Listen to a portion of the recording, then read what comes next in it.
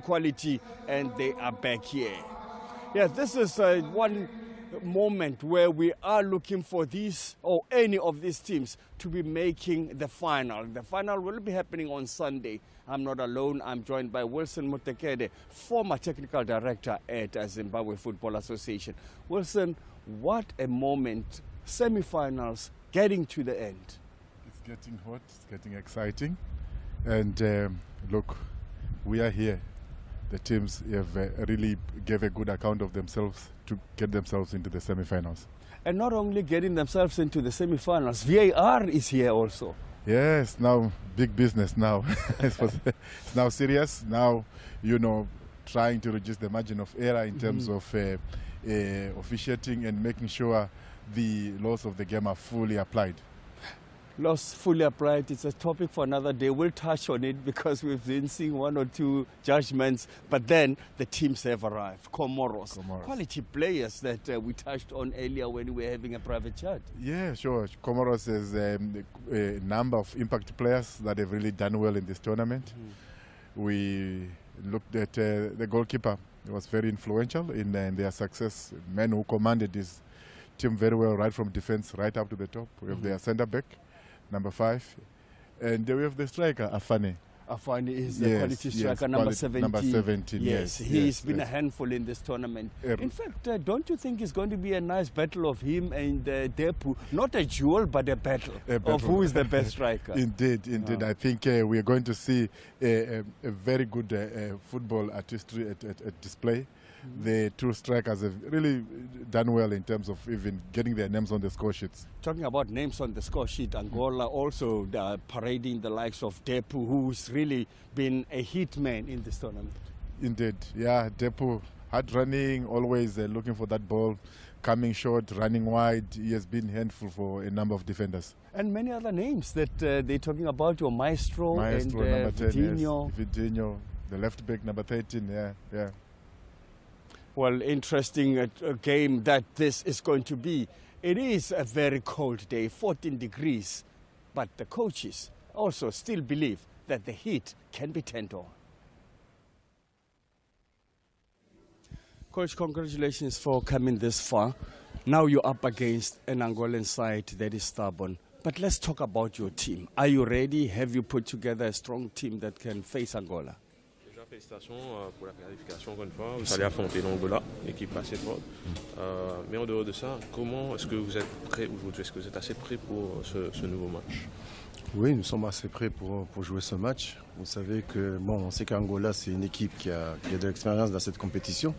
C'est les favoris parce qu'ils ont remporté 3 fois. Mais bon, quand on arrive en demi-finale, il y a plus de petites équipes, il n'y a pas de favoris. On va essayer de jouer notre jeu, de mieux faire. Et bon, voilà quoi. On espère quelque chose, c'est-à-dire la victoire, chercher la victoire. So today we are only here to win the game. We know that we are playing against a very tough team. Angola is obviously one of the favorites of the tournament because we won it in the past. But in the semi-finals there is no favorite, no small team, and I think that we just need to play our game like as usual, and let's win. Coach, the penultimate game before the final. What is the plan today, the approach in particular? For achieve the final, for sure. Anyone to achieve the semi-finals, all the teams try to be in the final, but also grab the opportunity for that generation, for that boys who wants so much to achieve the high level, to achieve the main team. So today is a great opportunity to them. Talking about the opportunity, it's also a day where they cannot be complacent because they say Comoros, who is Comoros? They have now seen that Comoros is a very strong side. Sure. We played 2 years ago in that tournament, in 2022, against Comoros. So we felt that they are coming. And even this year in March, we played in Morocco against the Comoros. Despite they have only perhaps 4, 5 or 6 players from that squad in March, even us. But they showed, they proved that they are so much better. So for us, doesn't matter the opponent. It's a question for sure we plan, we work with because it's a dual match. Our performance also depends from the opponents. But for us, we respect Comoros like other team who achieved the semifinals is because they deserve to be here. So have our respect, and we know that we must work a lot to get the best for the final. A historic adventure for Comoros at the 2024 Hollywood Bets COSAFA Cup has the nation aiming for a first ever final up against an Angolan side looking for their first final in 18 years as they square up in the semi-finals at the Nelson Mandela Bay Stadium in what is their second ever meet in the COSAFA Cup. A good day to you on a day when the weather is, well, having its biggest factor of this tournament. When we woke up this morning, it was windy, extremely windy in the Windy City, wet and extremely cold, 14 degrees. The temperature today, the weather, or the rain rather, let up in the early hours of the morning. But for both these sides, they'll come out here looking to, of course, put their best foot forward, with Comoros, of course, being the surprise package of the tournament, and Angola looking a true contender for a possible favorite in this tournament as well.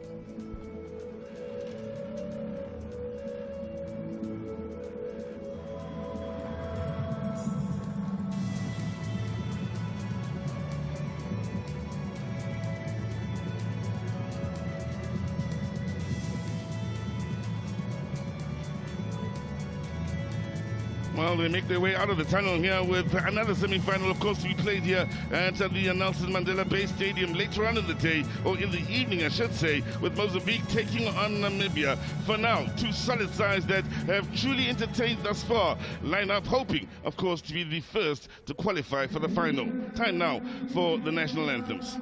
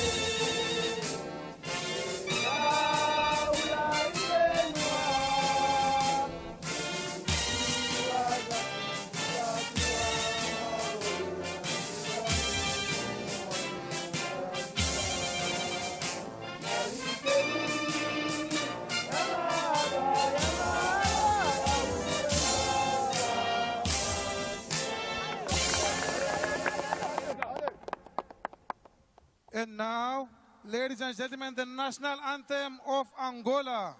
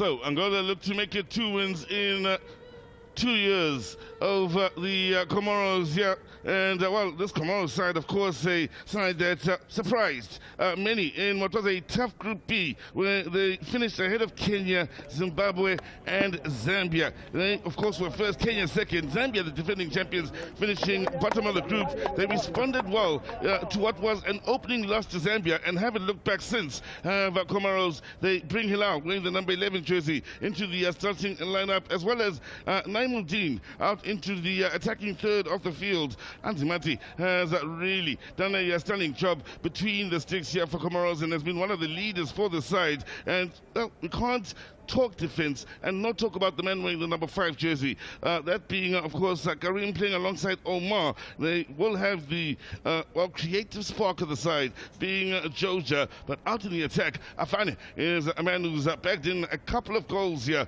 and will be a definite threat going forward, looking, of course, to end the tournament as a possible top goal scorer. For the referees here, Among Letom, assisted by James Emile as well as Soru Patswani. And keep in mind, the 4th official is Celso Alvacao.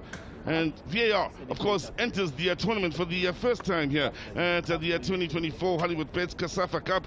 And in as far as the VAR officials, they'll be looking for as good a showing as those in your picture right now. So, Leticia Viana, of course, will be amongst the officials in VAR, and also Ahmad Haralal.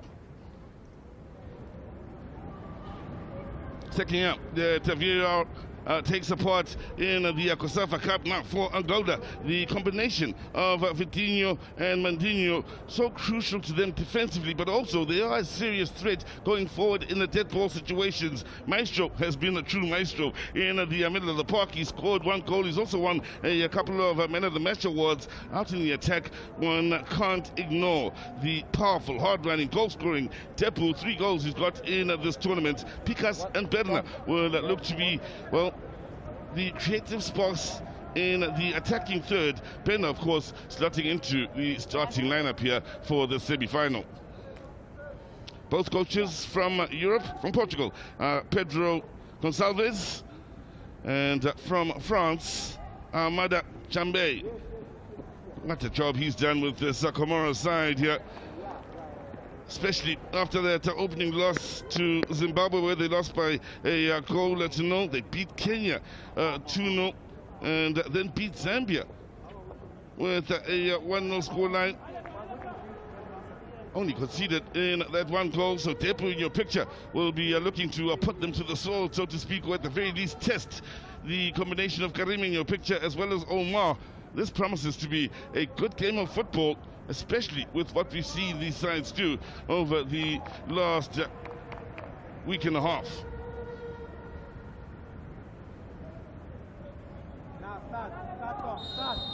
Angola it is to get this game underway, attacking the goal to the left of your picture. A couple of years ago, 3-1 was the scoreline in their favor against the Comoros. So the Benin Queen looking for a bit of a revenge. The Angolans, they finished top of a group that had Namibia and Seychelles as well as Lesotho. Both they and Namibia, of course, pushing on from the group, with Namibia finishing as the best second place side.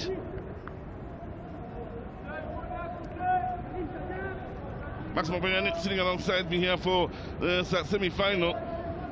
Well, the weather is a factor here today. It's kept some of the supporters away here, these cold conditions, but the wind was something we spoke about, and this venue does protect the game somewhat from the wind with the way it's built, the stadium, and I will be hoping these sides can still dish out their best football out there. Well, especially when they keep it on the ground this way, it will be very much easier for both sides, because then they don't have to worry about those long balls. But having said that, though, the big question for me is who of the 2 teams will weather the storm? Really set piece here with the Maestro. Getting an early message from the Comoros defense here. Chance to push big men forward here. We spoke about Vitinho as well as Mindinho out in the defense. When they push forward, they are a real factor. Coutinho scoring in the last game for Angola, in a game where Coutinho could have scored a couple of headers himself with clear-cut chances. All about the quality in the delivery from the far side. Hossi and Maestro standing over it. Check Coutinho lurking on the far side of this wall from the set piece. He's the one who will be charging there also. Outswinger from Maestro. Good ball! Great chance! Superb start! Just over 2 minutes is taken, and it's Caliano that loses the defense and slots it beyond Nazimati with a top-notch header. Hey, please. That's Angola for you. When it comes to set pieces, they are a handful because they've got so many big bodies in the box there. Coutinho, who was a threat for me right at the end, was the man that wasn't even marked, but also looking at just Caliano, just attacking that ball, played in that wall. And that is so beautiful. No chance that you can even look at it on a VAR. From the inside, late defending from the captain there. Yep, Georgia, the closest to him, is muscled out of that position. He's big, he's got a presence, and what a wild cushion header into the bottom corner. Couldn't have asked for a better start here. And just putting Comoros against the wall here in the early stages and on the back foot. Comoros now will need to show a bit of character in how they respond. They really have been, that is Comoros, the surprise package of this tournament. But again, Angola, to me, have always been favorites. Having seen them throughout this tournament, they look like they have players that can go on and beat anybody. They've got the creativity in the likes of Maestro. They've got the big men that are a serious threat. They are probably the biggest threat in dead ball situations the Angolans in this tournament, or have been. Now, they will need that aerial ability defensively here. And, well, no one contesting the ball from an Angolan point of view. And half chance, I'll call it, for Comoros then. Omar just couldn't steer that towards goal. Omar also got his chance there, but he could have nodded down. He just let his head face up, and then the ball just ballooned over sideways instead of towards the target. You've got to mean it, Caesar. Go to with the forehead and knock it down. Be positive, be bully when you get both those balls in the box. Well, opening 4 minutes, both sides getting good chances with corners, so the aerial duels are something to keep an eye on either side of the field here. Early ball looking for Depo, losing out there into Omar initially. Zamir going back to Anzimati. That's lovely distribution, lovely ball from Anzimati after that first time pass to the teammates. I like those first-time passes, and there's one player that mastered them. The only one in the world that I can think of, Luther Matthäus, midfielder, the then midfielder for Germany. Whip working them first time, changing play. What a midfield maestro that man was. Now, Depo.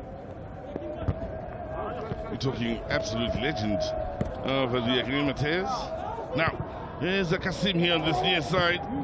Yet to see the best of Comoros with the ball on the ground, but they will need is the likes of Kasim as well as Georgia on the ball in the opposition half of the field. In the middle of the park, they do have the likes of Mudafir and Hilali, who do put up a good battle and are hard to break down. So physically, it will be quite a battle against the likes of Maestro, Domingos, and Teliano.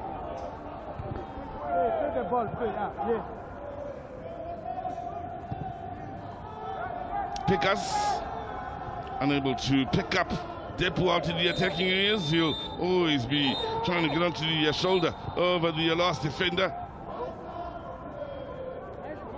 Battles for just about everything thrown forward as Depo. As that Maestro here has called for the foul. Imogene, the man who plays for Vulcan Club, the victim on this occasion. That's his second appearance. Imogene, he's had 167 minutes so far of this tournament.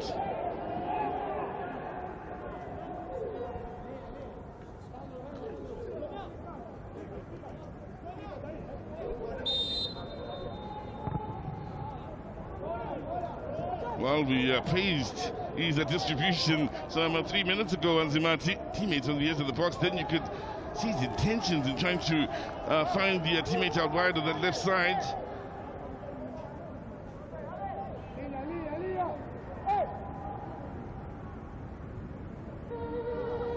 Well, from Group A, the big talking point, of course, South Africa not getting out the group.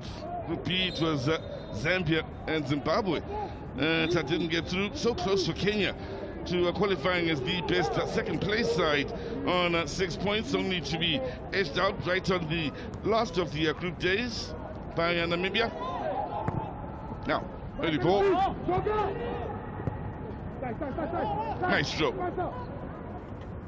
Spoke about that hustle in the middle of the park for Comoros. Then Maestro losing out. Imodine starting off on a good note as far as the battle between those two gentlemen. Karim.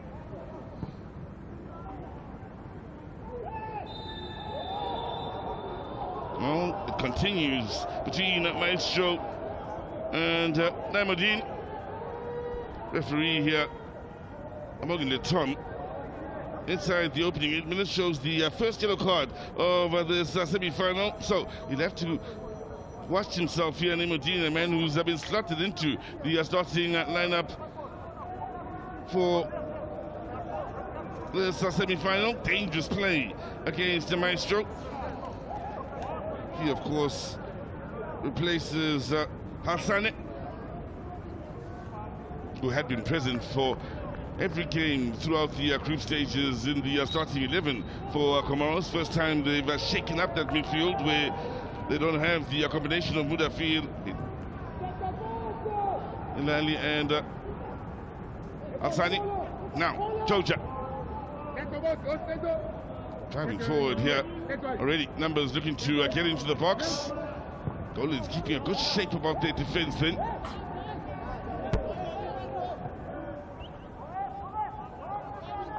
I heard you touching on the groups, and it looks like Group C is well represented in this tournament. Had tough teams, and it was a real dog situation there. Well, Angola qualified on a dramatic last day right here at the Nelson Mandela Bay Stadium, as Namibia was doing the business out at the Isaac Wilson Stadium. Of course, those are the two venues that had been used for this tournament. We've now seen the last of the Isaac Wilson Stadium, and for those out in Guazakele, the football-loving community out in Guazakele, they've really given us some fun times in the way they've supported the games that have taken place there. Semi-finals to be played here at the Nelson Mandela Bay, including the final, of course, on Sunday. Tomorrow will be a rest day.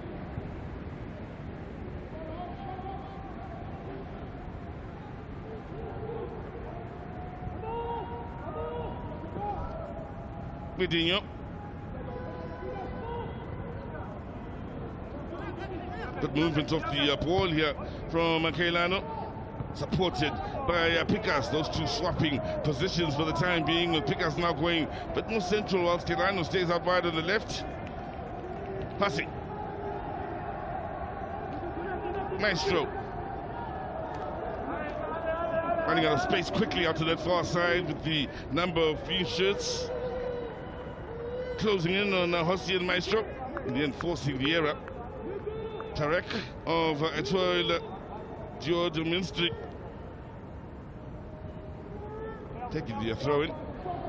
George is joining us. Yes, it's Angola to found the back of the net beautifully from a dead ball situation. Keliano with a beautifully placed header to get the better of Anzimati.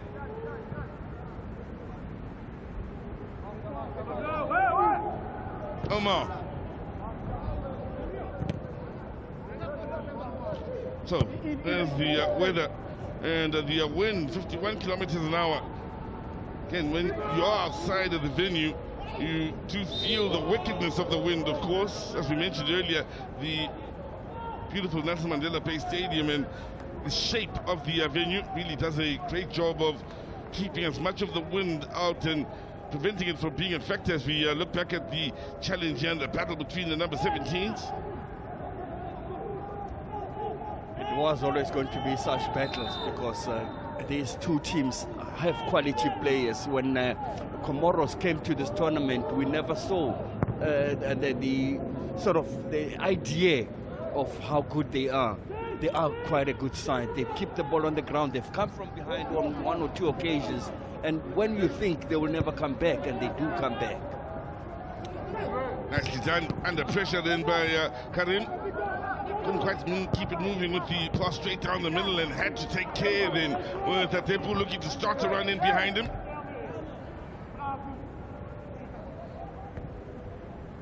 Joja. Zamir. Well, it continues between the number 17, so a couple of battles to keep an eye on from a physical standpoint. Afane, as well as Sandro, including, of course, Lamborghini, who's already picked up a yellow card trying to keep tabs on a Maestro.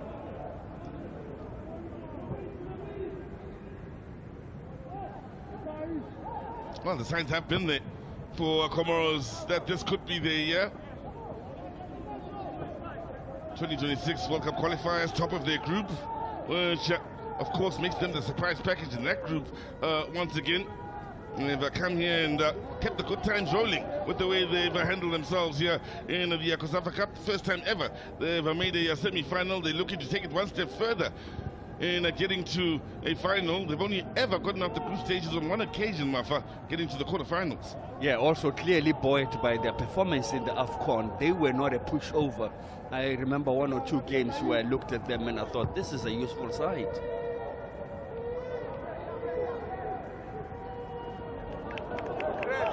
Taking no chances then is Omar.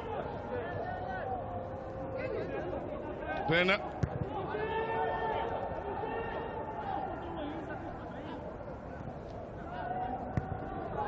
Virginia. How soon he forgets. Enjoys having the ball at his feet. Yeah, remember the other time it was stolen. In the group stages out at the Isaac Wolfson Stadium, made an error that led to a goal whilst he dilly-dallied on the ball. This time quick to get it away with the header. Maestro to help it on its way. Joja. Tarek.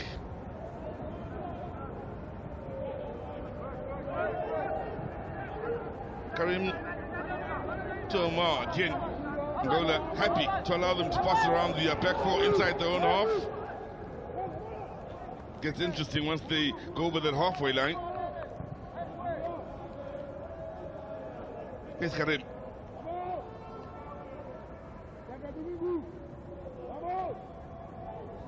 Keeping the structure so well, making it difficult for Comoros to play between the lines here and trying to get some forward movements.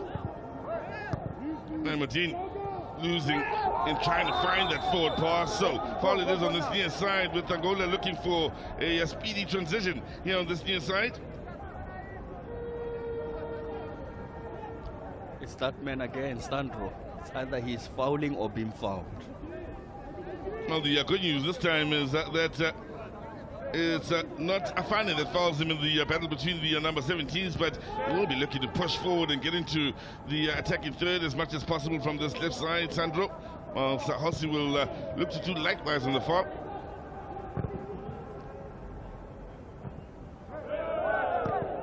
Depo couldn't quite deal with the bounce on that occasion.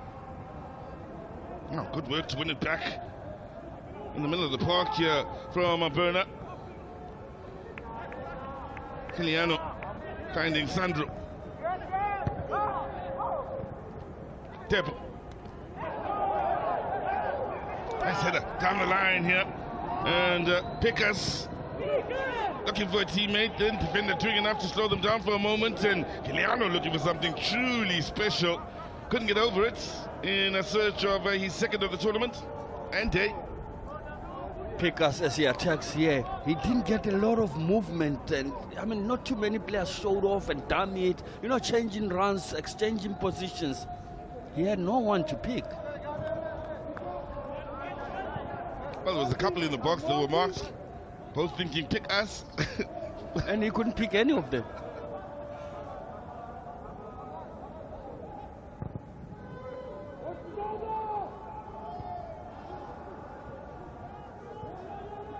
Maestro, calm as you like, in the middle of the park. He's been an absolute joy to watch. The man wearing the number 10 jersey for the Angolans. That said, Georgia on the other end for the Comoros wearing the number 7 jersey has also had a similar effect from a creative standpoint for the men in green.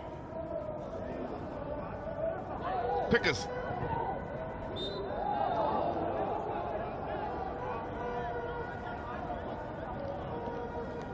And the plays is club football for Ferenc.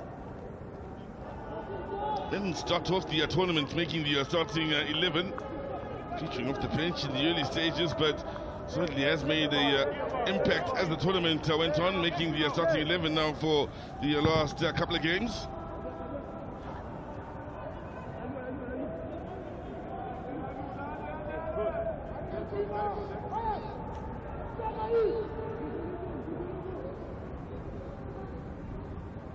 Tournament is now averaging 1.94 goals a match, 35 goals scored in the 18 matches.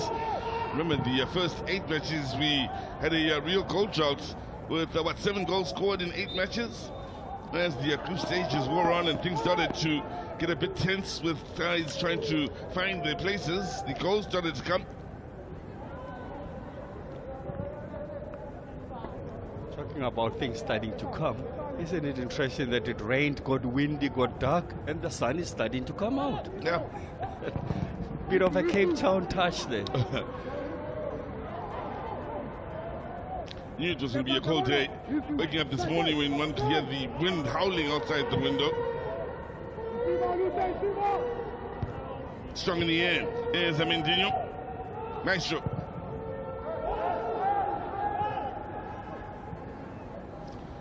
Opening 20 minutes here, just the one real chance to speak of if you are just joining us, but so far 2 sides here that are difficult to break down defensively.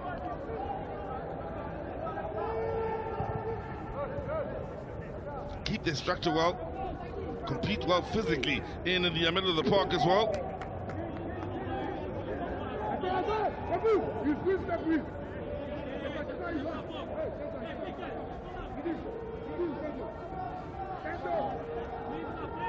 So far, the two top goal scorers in the tournament with 3 goals apiece. Tepu one, Museo the other. Got blocked from Maestro. Only as far as Amir looking for men over at the far post. Happy to clear was Hasi.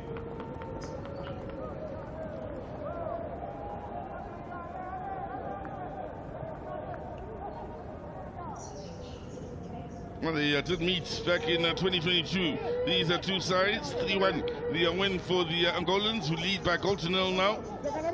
Georgia. Goal scorers for the Angolans that day were Miguel, Lepua, and Hikino. They also just scored from the penalty spot. There's Depo. Goes on one of his power runs here on this near side. Didn't really have much in the way of options inside that box. Looking on to try and get there was Kiliano from the middle of the park. The only real choice he had was at the top of the box as the ball was played in.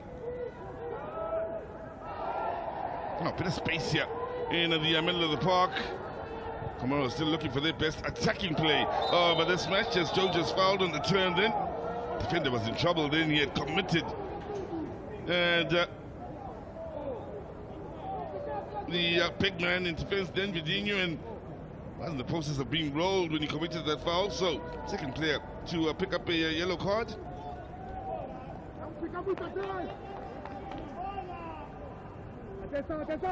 Plays for Atletico Petroles at Luanda.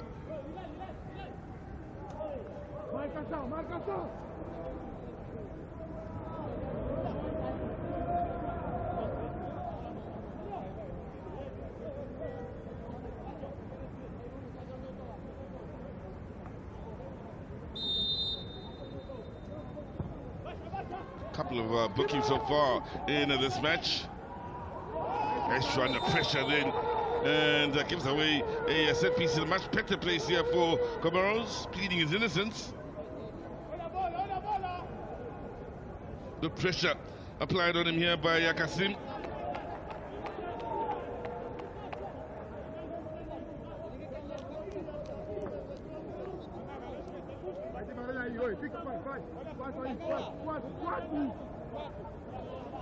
So Langanga to organize here. 3 men in the wall.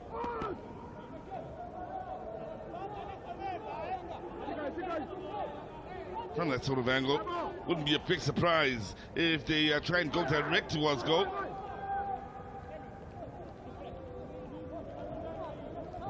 Could still come up with a bit of a surprise in showing us what they've been working on in training.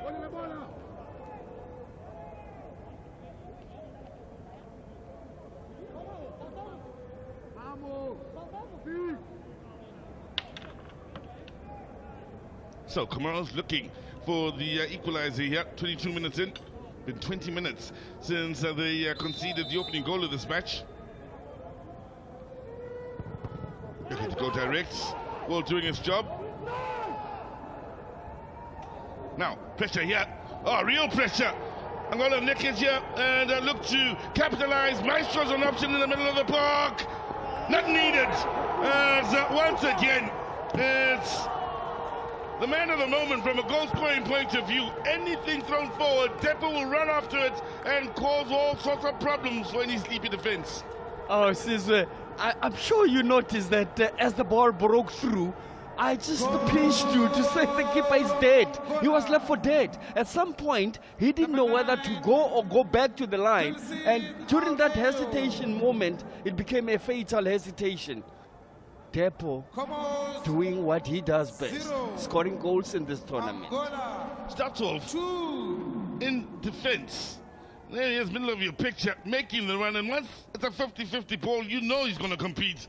And when it comes to pace, he's got plenty of it, Marks. Oh, didn't he skin him, though? He just skinned the keeper with ease, as Marty was just rounded so easy. But then, Maestro tried to help, and he said, what help? I know where the target is. Well, on 4 occasions, he's shown us that he knows where the target is. Now the outright top goal scorer of this tournament, Angola. Well, quick with the counter-attack. Within seconds from defending a set piece, they explode going forward. And Depo on a one-on-one against a defender. Even when it seems all hope is lost and the defender might have the slightest of advantages, the way he competes and makes life difficult really has been a joy to watch for a striker sometimes who makes things happen out of nothing. And the advantage is that he's a big man, so he believes in himself. He can be bully against defenders. But the interesting thing is when he scored, his eyes were on the prize, making sure that he rolls the ball. Awkward as it was, not too awkward, but awkward as it was, he didn't need Maestro. But that he missed it. Then they would say, are you selfish or what? You remember the one match where he had similar situations, one-on-one against defenders at times, one against 2 defenders with a long ball forward where he could have scored a hat-trick. 3 lobs, he went wide with 3 lobs, one-on-one against the keeper. In fact, it was 3 lobs when he just was unfortunate. But today it looks like he just sat back in this room and thought, what did I do wrong? And he is correcting everything. Good goalkeeping here from Langanga. Comoros now need to ensure it's them score the next goal if it is to come. Got push forward here. The run on the overlap on the far side uses a decoy. Shots had Langanga concerned.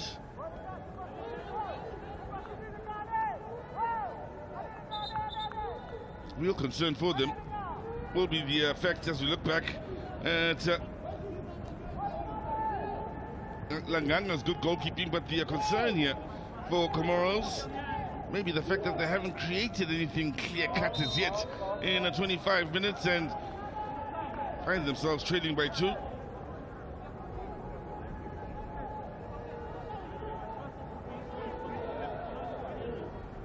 You know, often coming into certain contests based on what you've seen so far, you just get convinced that the writing is on the wall. And I thought, I hope I'm right when I say the writing is on the wall. Angola are the ones that are going to run with it. And are they not running with it? Well, some will be quick to point out, Max Mompaniani, that the Fed Lady is still far from coming out to sing the tune to end this match or the contest. Still a lot of football to be played here. And who are we to deny ourselves any chance at a dramatic comeback as a neutral? Well, obviously one would always base that on the quality of finishing that Angola has. They still have one or two more goals from Depo or any of the strike force.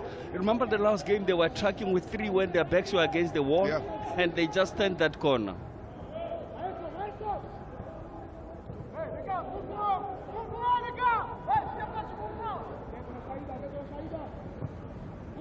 Space out on the far side. Really at 3 making their way into the box then Comoros, so they are looking to make things happen. Nimudin again finding space on the far side. This time 4 getting into the box. Header clear by Sandro.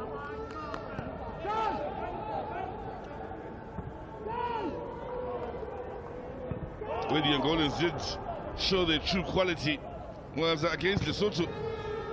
Here at the Nelson Mandela Bay Stadium in the last match, Lesotho going 1 up through Fotwani after 26 minutes. And up to that point, Lesotho playing very good football. Then up steps Depu on the 42nd minute, Vitinho on the 63rd, and Miro in the 93rd minute to not only win it 3-1 for Angola, but see them come from behind to qualify as top of the group when at one point they were out, down and out, trailing by 1-0 and at 1-1. Trailing 1-0, going on to win 3-1 in a game where they could have won 6-1. Remember the 3 clear chances? Yeah. Now, Maestro hoping to get the corner. Throwing, I believe it will be. What was impressive with them is they kept playing their football. Yes, maybe raised the intensity somewhat in the second half, Max, but they needed goals.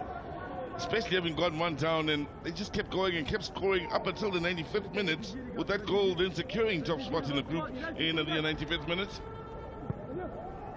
And when you say with that goal, it's not only about the points, because the points were in the bag, but it was the number of goals that were needed. Well, there you have it, goal attempts as Angola having 3 of them, and well, converting 2 out of the 3. Depo, if you are just joining us, yes, is amongst the scorers. Physically, it's been a bit of a contest for the likes of Kiliano on your picture, man, who opened the scoring beautifully with a header.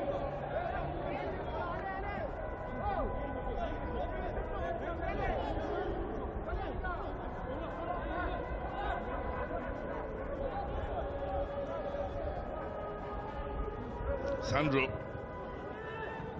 with the throw-in. Joja looking to help it on its way. Then as the men in green try and explode from the defensive positions early with the ball forwards.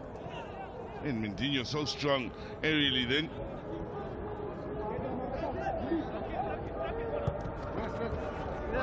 Green.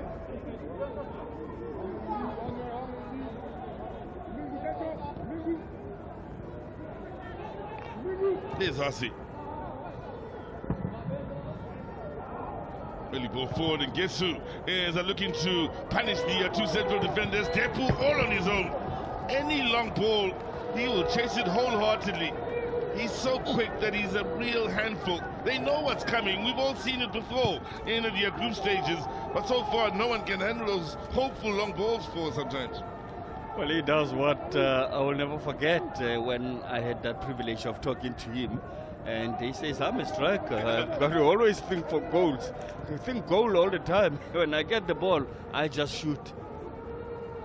He tried a volley there, just got off target. Trying angle as well. Didn't quite favor him.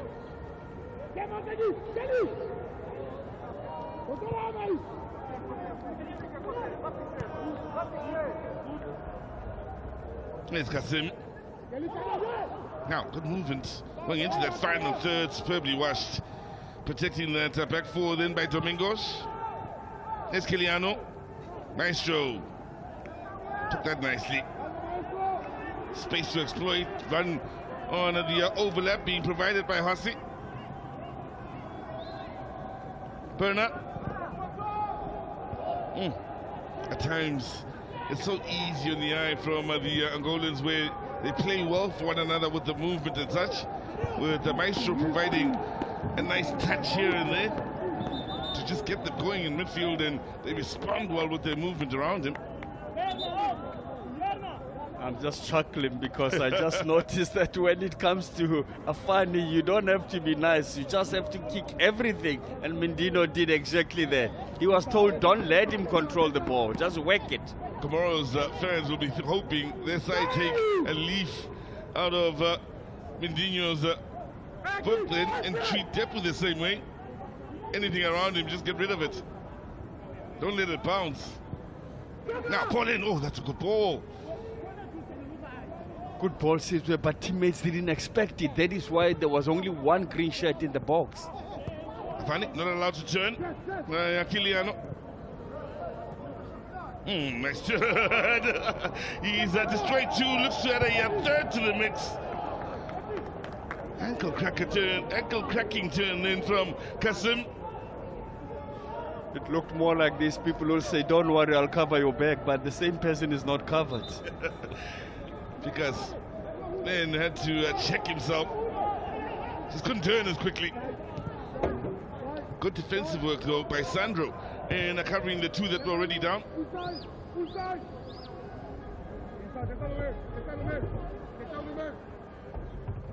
To their credit, they are now getting into positions where they're getting deep into the final third in the wide areas, beginning to whip crosses in. Starting to find the passes between the lines as well, and all the while they need to be careful of the counter-attack.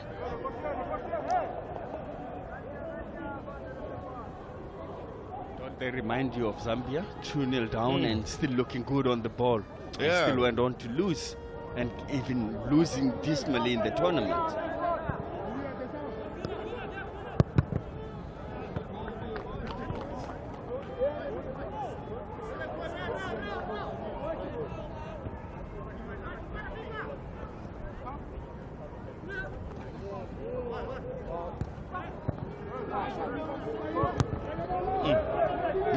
On the near side, again they're looking to force the issue. Comoros trying to use the width of the field. That was nicely read then by Hossi. No options going forward, so has to check himself in with Bernard.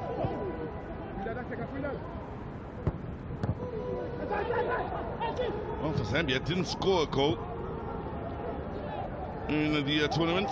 First time they'd lost more than 2 in a row in the tournament, and Comoros now keeping the pressure on. Ball in, then Kasim found the teammates, and told you, you're thinking is the right man if it isn't to be Afane, and it got stuck under his feet. Why backheel it instead of sweeping it?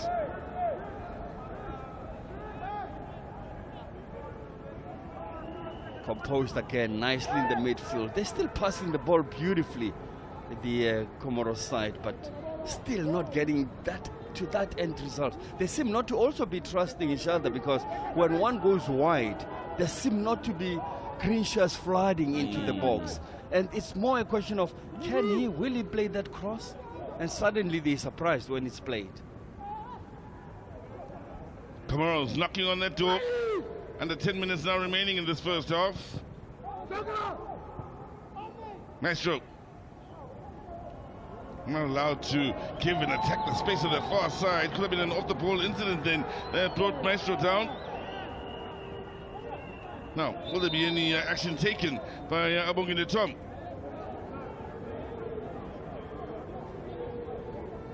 Making his way over towards Maestro.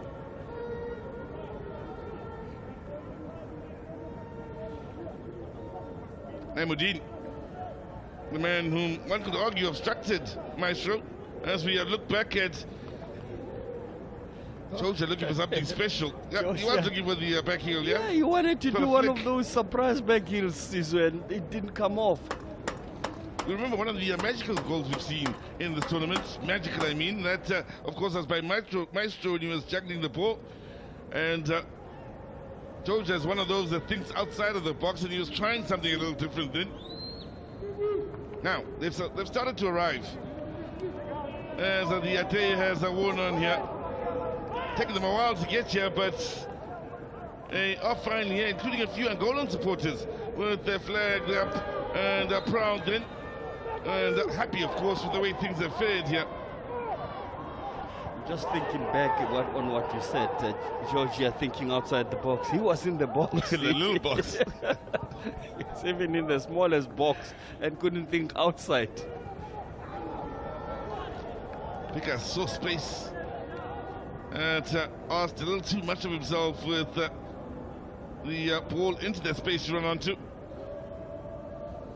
So, for the Zambians here, we have to give a special word as the defending champions. They were looking to make history for the right reasons, and they were looking to be the first side to make 3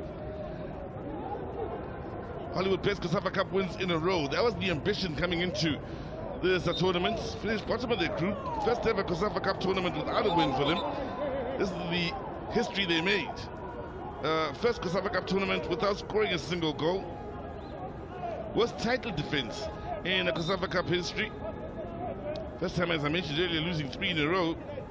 And first ever defeat to Comoros Island. And here they are, Comoros, who finished top of the group here, battling with Angola in the semi-finals, needing something a bit special to turn things around.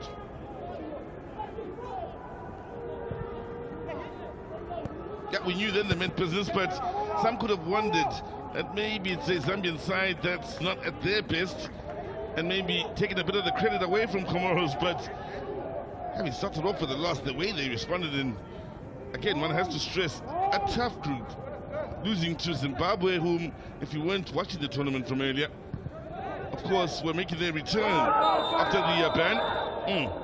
Mentioned it got physical in the middle of the park here, and a yellow card for Kiliano. It was always going to be, because I realized that they both play through the middle. I don't know why they don't go through the wings. Spray the balls wide, open up the middle of the park, because even those that are late, they just lunge. They were in a group with the likes of Zambia, and it's a very physical group, that with the Zimbabweans and their commitment, the Kenyans as well, big and strong. Comoros got through that group, and its physical demands. Angola, of course, physically, you just have to look at them. Big men with a huge presence, and they also get stuck into the middle of the park.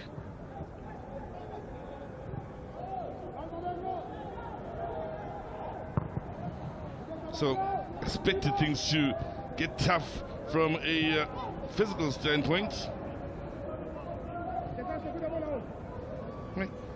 That's happening on the African continent, Mats Maponyani. Yeah. Here in the south, we talk COSAFA Cup. AFCON just happened. Wow. And there's still World Cup qualifiers. And then suddenly the draw for AFCON. Club World Cup to look forward to. For Morocco 2025. And in fact, Angola itself is in an interesting group. Tough draws.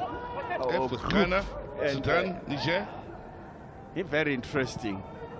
So it's important to have these COSAFA Cup games, because now they're going to meet some giants within the continent. Comoros with Tunisia, Madagascar, and Gambia. That Tunisia trip is going to be an interesting one. Well, they conspired them a little bit here, with Tunisia having made the trip down to South Africa in June to play against Namibia in the World Cup qualifiers.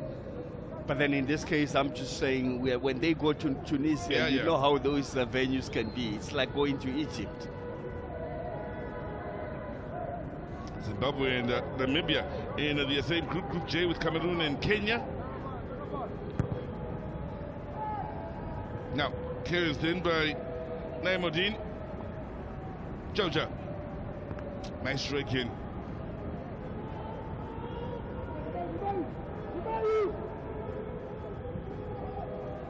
As you're going through the group, South Africans might be saying, where are we? Keeping them in suspense for the time being. keep the best for last. They'll be up against a side from the east in Uganda, Congo, and South Sudan.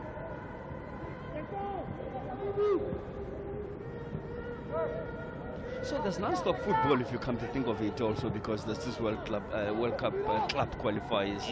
Now, battle on here in the box here, and it's Kasim. It's a lost out. Burner now. Quick to turn and pick us on the move here on this near side. Needs a bit of support now. Pickers buying time. Cavalry arriving, but he's overcooked that cross somewhat. Was trying to find Depu, but as you say, overcooked and no cover on the other side. Medine, a little short of options in looking for the forward pass then. And they're so quick to get back and get the structure going here in protecting that back four in that midfield that it's not easy to hit them on the counter attack. I find it. It's Kiliano.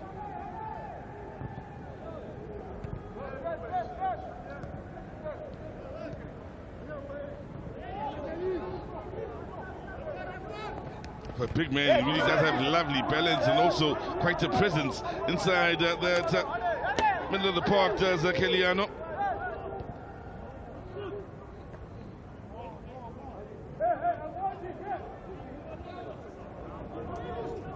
Domingos to the last few minutes of this first half. Angola halfway there and trying to end an 18-year wait for a final spot. It's been 20 years since they won the Hollywood Bets COSAFA Cup. Pass it. Comoros, of course, just by getting here, have gone where no man from Comoros has gone before in the past in getting to the semi-finals. Reaching for the stars and trying to push it all the way to the final here. Georgia under pressure, losing out there into Sandro.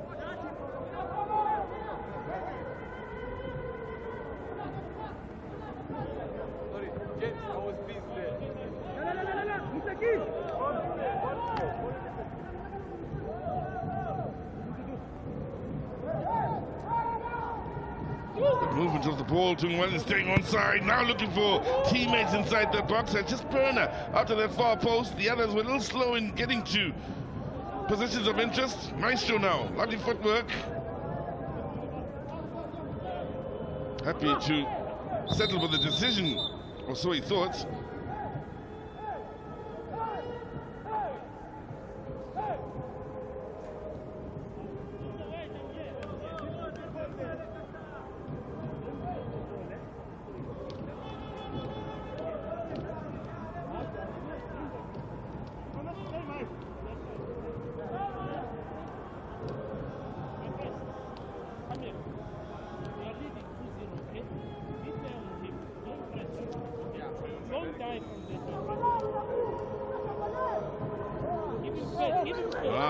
Tomlin having a word with the ball boy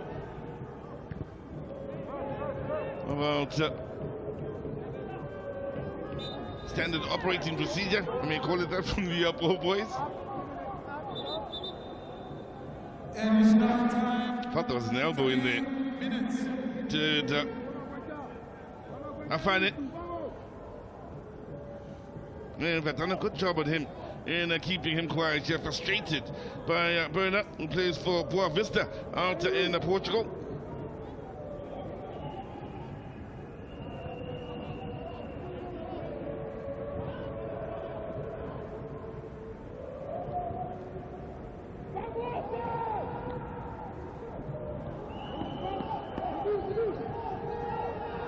Karim. Again, no way through and trying to find the runs being made towards that final third. So they look to open it up a bit here with the ball to this near side, but once again, Angola having numbers to deal with any balls trying to get in behind that defense. 3 minutes added on to the end of this first half. Hussey and friends wanting to keep that 2-goal cushion, which will be a huge mental victory.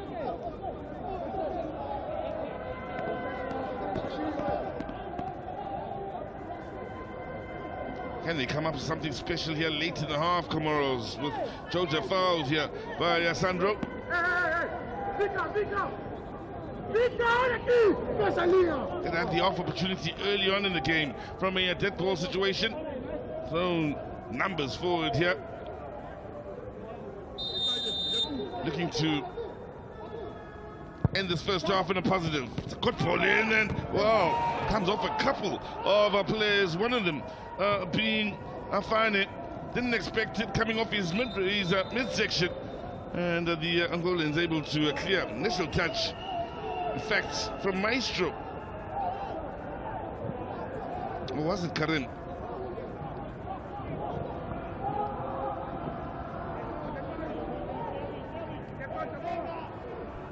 Again, Comoros trying to get onto that front foot. We're hoping for the corner. They're a little shocked here that Abuile Tom has given the goal kick.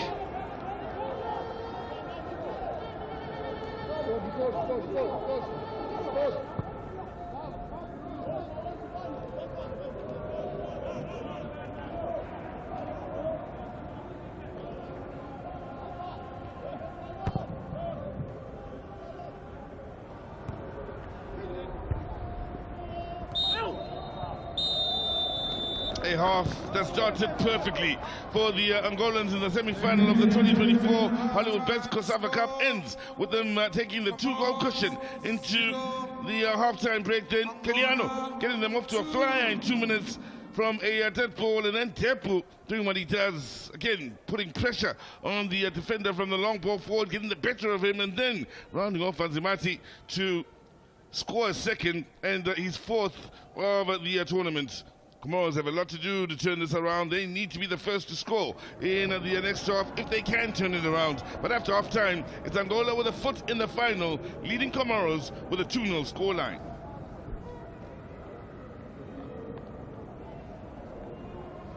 Well, nothing on target from Comoros. They found this Angolan defense so difficult to break down. Then with just a couple of goal attempts, half attempts if you will, one from a dead ball situation. Angola have been a threat in open play on the counter and from dead ball situations. 2 on target that have found the back of the net, but they have given the Comoros a thing or two to think about in the different ways they can hurt them.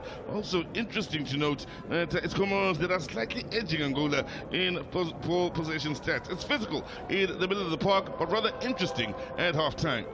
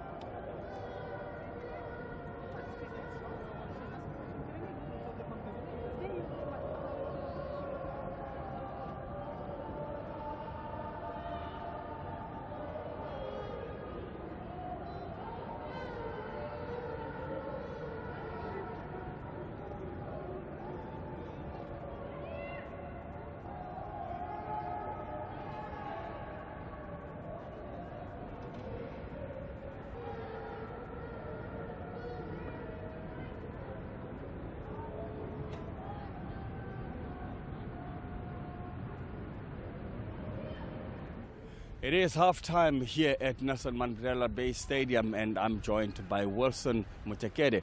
Wilson, we had moments where the first half just opened exactly as we wanted and would have loved to. Yes, quickly opened with a goal just after 3 minutes, and that set the trajectory of the game. Yeah.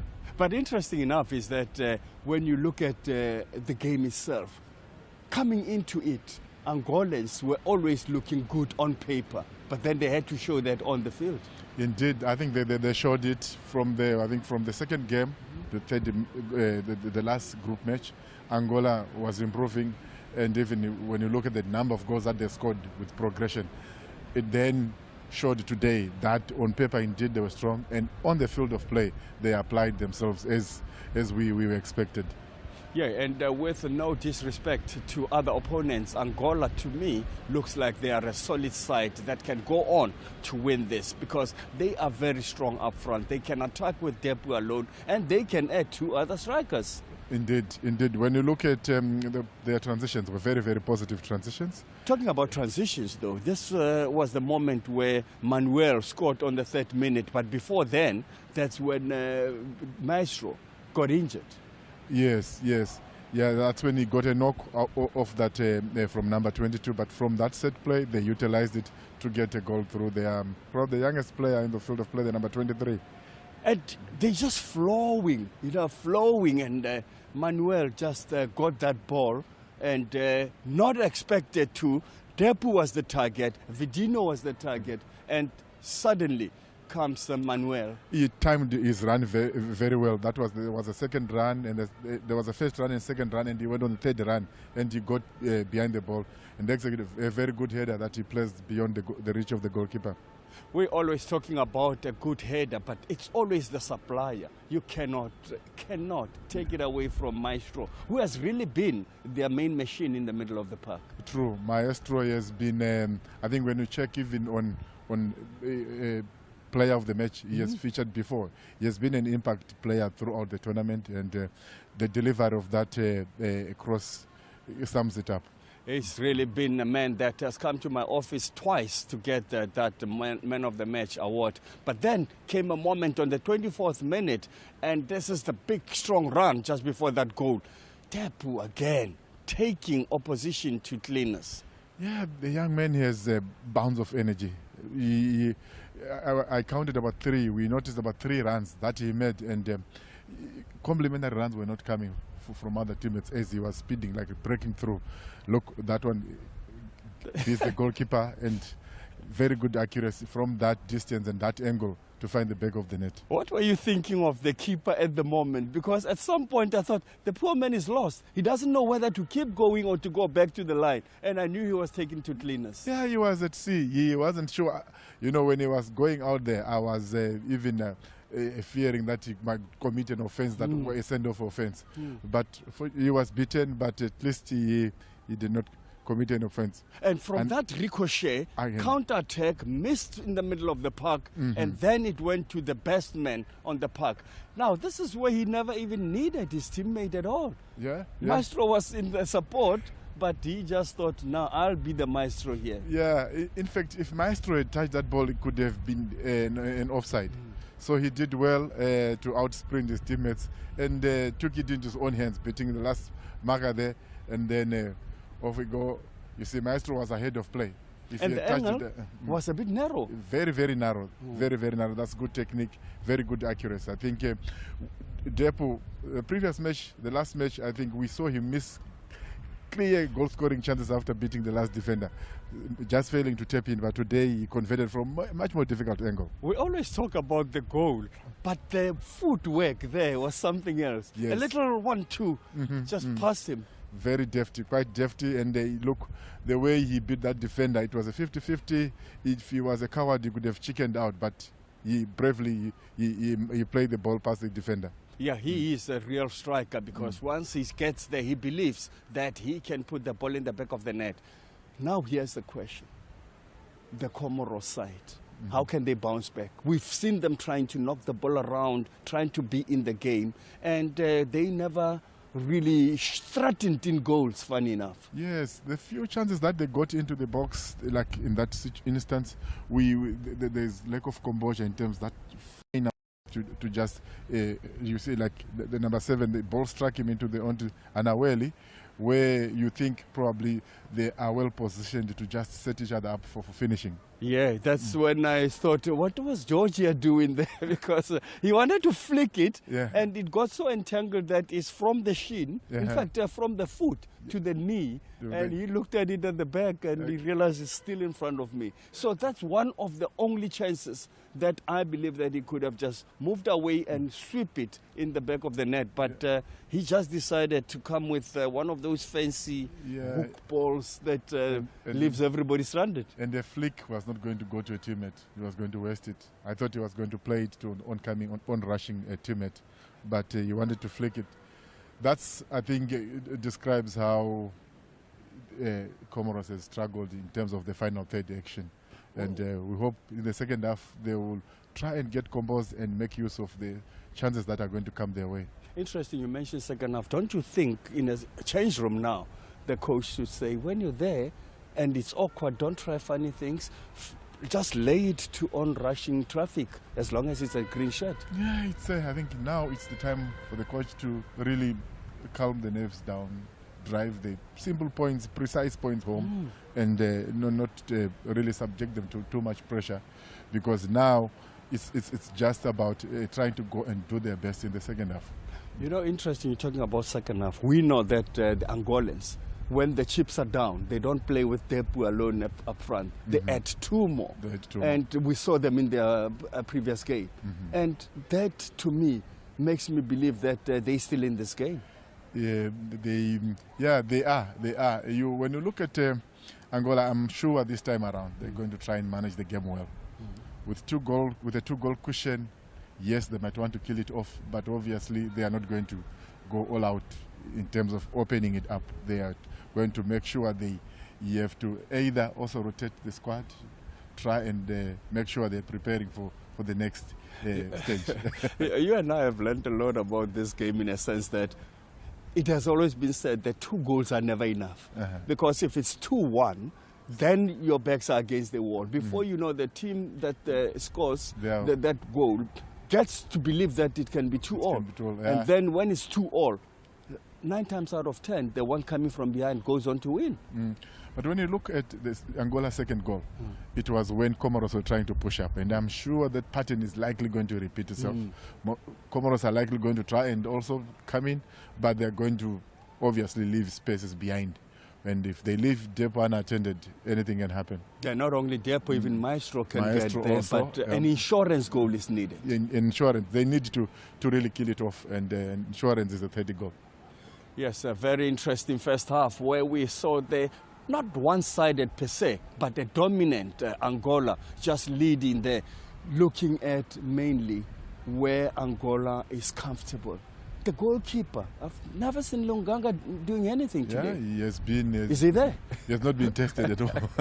I hope he's going to be ready if something is really thrown at him. If he's put to test, I hope he's ready. With this weather, it's easy to really get your pulse down, and because you're inactive for most of the time. I think he has to be trying to be pushing up and be the sweeper behind defense so that he's active, he's in the game.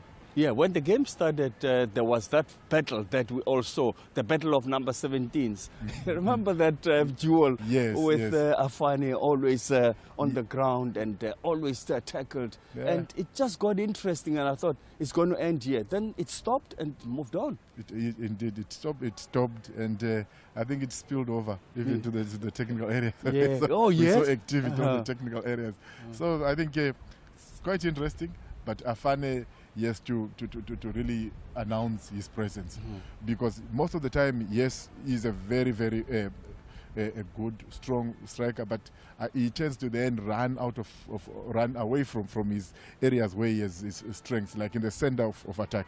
When he goes into wide areas, I think there's number 7, number 8 there, who can take care of business. And finally, I think should reserve more of his energy right in the center where he can be more effective. Yeah, you're talking about effective, but one thing that I have noticed is that as this duel that you were talking about that got Afani just incensed, is that the passing. You need to be effective being Afani when you get all those passes, but the team is not combining to supply him with that. Yeah. Their positive play is in terms of going forward. It's not that smooth. This is why he has not been supplied with clean balls, and I guess that's why he's hunting for the ball now in wide areas, because the supply line is not very, very good. Like you're saying, we look at finishing and we forget the supplier, and that supply is important. Okay, and that's where we leave it for this first 45. Second 45 coming up.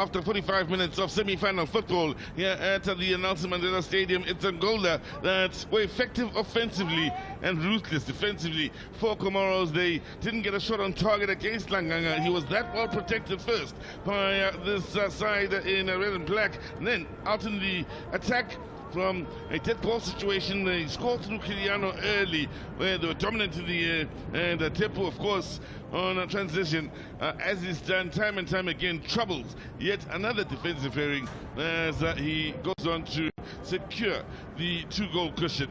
The first side out of the tunnel here are the Angolans.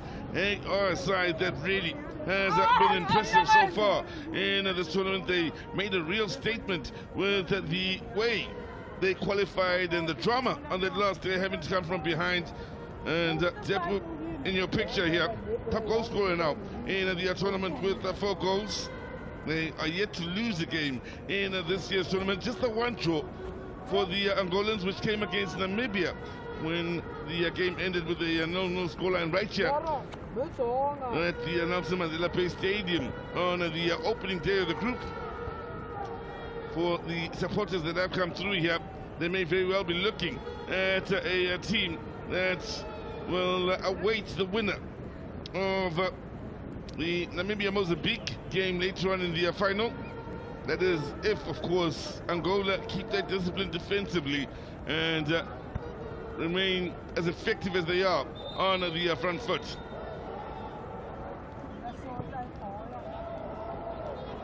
That's what they're hoping for, to return here on Sunday and hope to see them in the final. Now, the men coming out of the tunnel, Comoros, the surprise package of this year's tournament, needing to show character.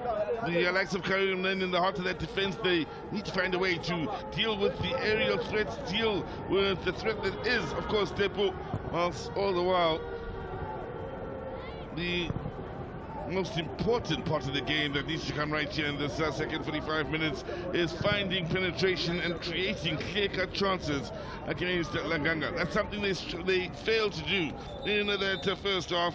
It will be the first side to make a change here.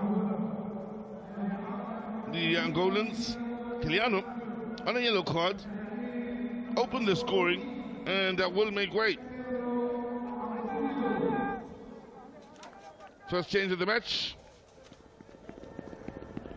may come as a bit of a surprise with the way Kiliano operated in the heart of midfield. Pedro, the man on in his place. Comoros to attack the goal to the left of your picture in the second 45.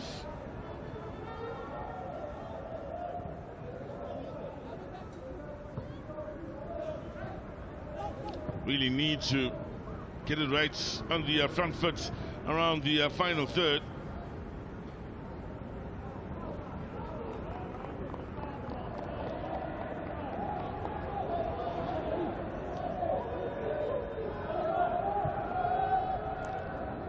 Mendinho.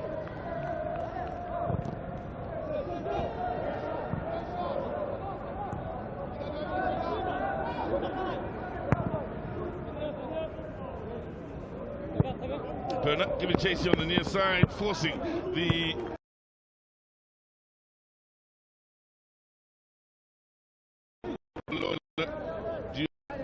Demironsi man.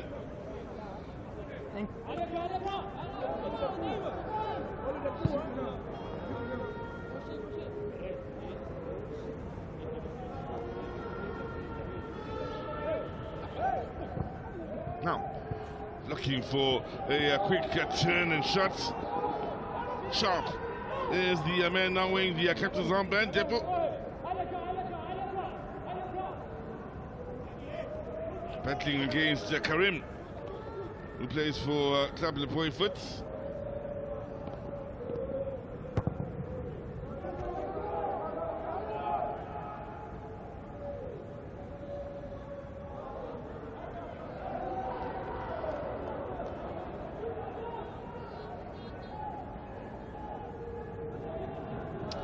So far in the tournament, in the history of the tournament, they came into this year's edition with a history of 18 clean sheets did the Angolans. They did 19 with a 0-0 scoreline against Namibia. Pete Seychelles with a 3-2 scoreline in an entertaining game, 5-goal thriller. And again, couldn't keep a clean sheet against Lesotho. So far, just the one clean sheet for them. Looking to make it 2 here in this semi-final. And get closer to 20 clean sheets in the tournament history.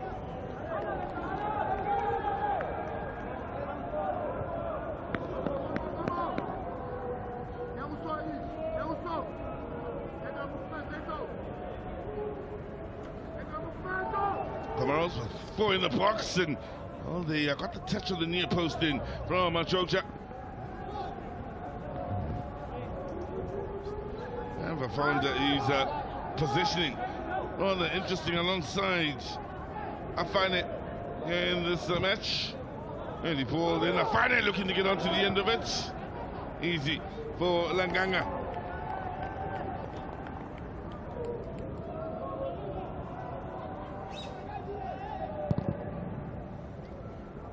Calling for it early then, closely watched and tracked by Mindinho. Maestro gets to get it back. Good movement on that far side, well spotted by Maestro and keeping it moving. Now Pickers looking to pick apart the defender, gets the set piece.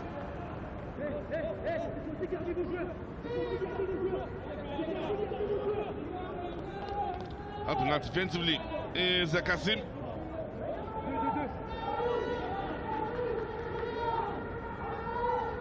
No doubt a foul then against the Pickers. So we saw Angola being a threat from a dead ball. They opened the scoring from a dead ball. Didn't get too many of these situations in the first half. Here they are inside the opening 5 of the second. Again with Maestro standing over it. And Berna as well. If it's Maestro, it'll be the in-swinger. In-swinger it is. Too close to Anzimati. He'll snatch those out the air all day long. Lovely first touch. A little isolated is Kasim then. 2 men on him. Oh, they've done that so well on the defensive side. And it's nice to see Berna, the Vesta man, dropping back to assist defensively then and ensuring there is no threat from a counter-attack. Maestro. Here's Berna.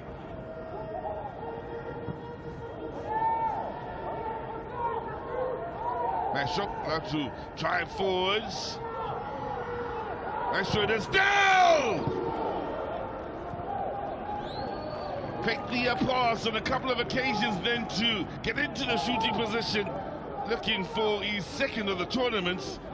So much to do from out wide on that far side, and keeps moving and using the likes of Tepu as decoys then to maybe put a bit of doubt into the defender's mind while he's getting to their shooting position. Georgia. Pressure from Tepu and Karim.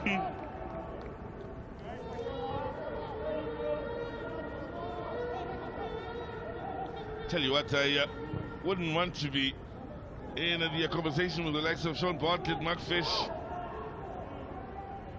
Elrio van Heerden, in the technical study group, Max Maponyane, at the end of the tournament, when it's time to sit down and talk best player of the tournament. From a number 9 point of view, Tepu's been outstanding.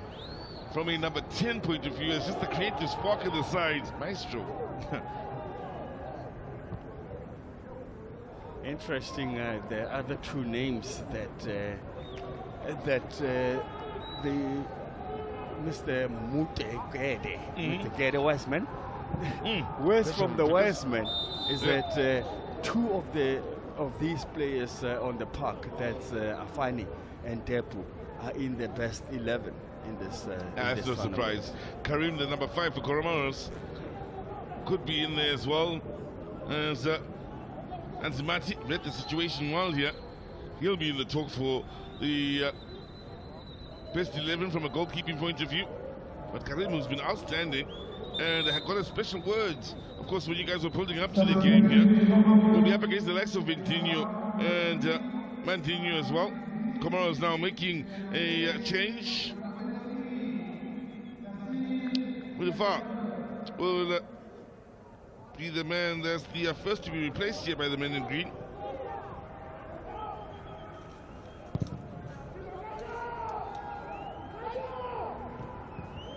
Now flick on and 3 in that box. A couple of them looking to get to the top of the ball then for Comoros. Just didn't work out again. Angola having men being responsible defensively.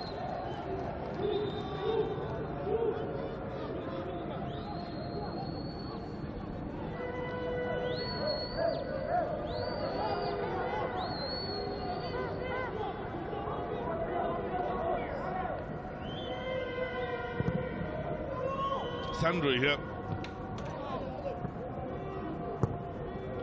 Fouled by Nasser, the new man on the field. Bit of pace here on this near side again. It's Ahmed Kassim, who has been impressive here for Comoros here. Made a few good runs. You'll remember he's the man with that turn in the first half that saw 2 defenders go weak in the knees and drop to the floor. The accidental falling of the cover. Yellow card, yeah. And Hassi, well, according to the referee's book, Hassi was naughty there. He knew that the opponent has left him for dead, and he just slipped him, got him off balance.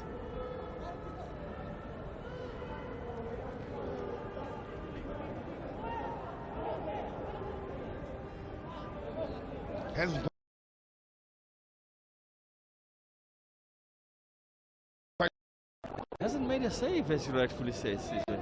In this weather, everybody needs to be busy. Well, from a dead ball here, they aren't able to hurt Langanga once again. Cherry pickings.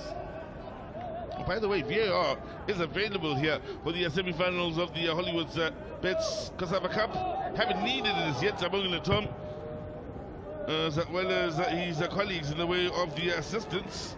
Have been very much on the money with their calling of the game here. Also, there have been no decisions that have seen them needing to look to the video assistant referee.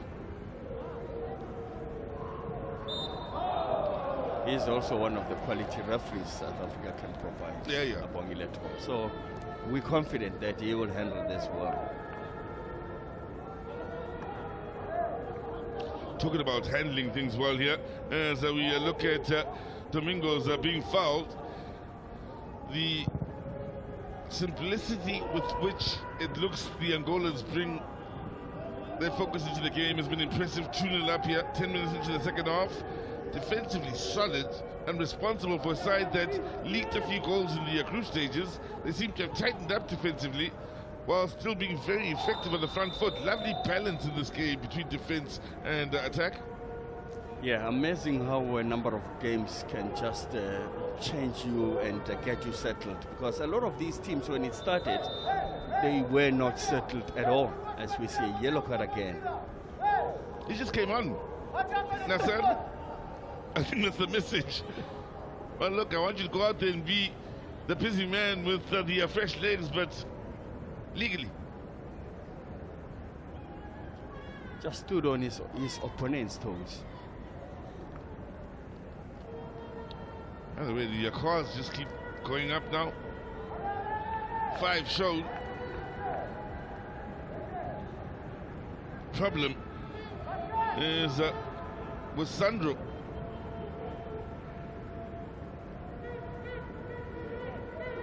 When a substitute comes on and does these things, so you wonder what the instructions were.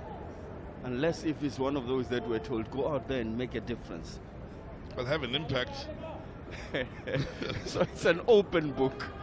You can't blanche, make a difference. Yeah. It's up to you. The way they dressed out in the stands tells you about the weather here today. We checked it off time. The wind had gone up from 51 to 53 kilometers an hour. At the start of the game, it was 51. I respect these fans. It's not warm down there. for them to be sitting there. Castro looking for the movement towards that far post. Had a conversation years ago now, years ago, with the late Tabang Libesi, and just watching Maestro, I remember a conversation I had with him where he said when Isaac Kumani used to get on the ball, the late great Isaac Kumani, he knew just find space to run into and attack that space off the ball. Isaac will find you, and it seems the same here with the Angolans. When Maestro gets on the ball, a few of them at times just attack space, he'll find you. Now, a couple of men down here. Kasim, wearing the number 8 for Comoros, has been getting stuck in. Berner will be the latest in the book again. Beginning to wonder about these yellow cards. Berner says for me, but it was him. Can't be your teammate. You were involved in that. He was pulled, and then he swung a leg and caught his opponent on the knee. And then he says for me, but Kasim was caught on the knee. Karim was caught on the knee. Now, 6 yellows. And you have it, the weather conditions here. Cold day in a very windy city. And I will blame Max Maponyani for the weather. Early on in the tournament, he was surprising us with a special guest from the area, talking about the COSAFA Cup, what it brings to the community. And in one of his interviews, one of the things he highlighted was the weather playing its part, and the weather was praised then, and how it's welcomed us all to PE in the best way possible. It's now seeing us off in the coldest way possible as we look back at this moment. Finally having something to do. And he's just dropped it to be busy. Something that he could have collected. Then there he dropped it again. But look at that. 4 red shirts. Covering him. Covering him. And trying the overhead kick was the new busybody on the field then. Nasero's coming off the bench. He's trying it all then in trying to have that impact we're talking about. And Afani is limping off from that little incident out, in the box. 6 yellow cards. 30 minutes still remaining in this match as we approach the 1 hour mark. Like I said, I'm beginning to think they continue in the same vein physically. Abogile Tom may be forced into a corner here. Now, could be a chance. It's a chance. And late, Anzimati decides to hit the brakes and take a gamble. And it worked for him, but Bernard didn't pick a spot or something, straight into his belly. I think he was expecting him to go low, so he just lifted it a little bit, and he had hit the brakes, Anzimati, and it worked out, that gamble. He came out like he was going to go all the way in, low at the ankles like they usually do. You'll know all about that, being a striker back in your day. And also then, on the flip side, you now think, why didn't he press it down? But obviously, that's when, after the fact, these things happen. Took a good gamble indeed. Hits the brakes. So he's lifted it, expecting him to continue. Lovely flick, though, by the usual suspect. He flicks it too, anticipating that Picas is one coming from the far side and Perna from the other. They knew and were well drilled in how to react in that situation.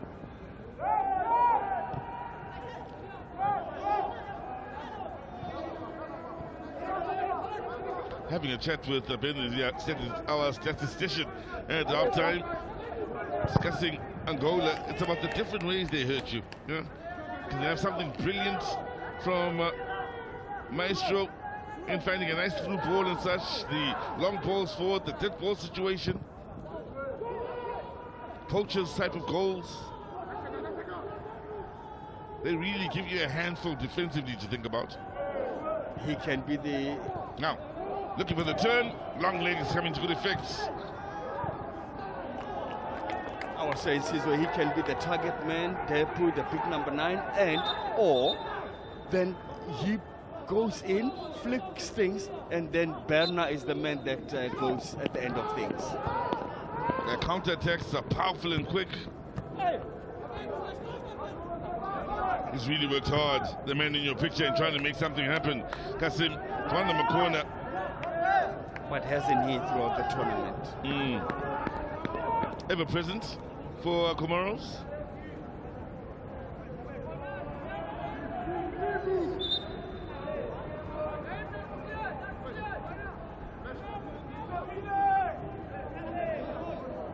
Seven. They have to start to gamble, knowing there's always a threat of a counter-attack, but everybody back defending here for Angola. Still, chance! Just wide. They have to. With an hour gone by. Was a bit awkward. Hilali couldn't just knock it down. It was just going over him, and he just stretched his body just to reach it. Way off target. Played 103 minutes over this tournament, Hilali.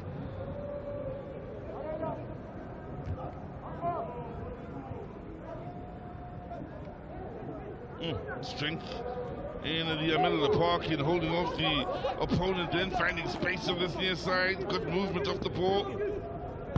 Pedro looking for the 1-2.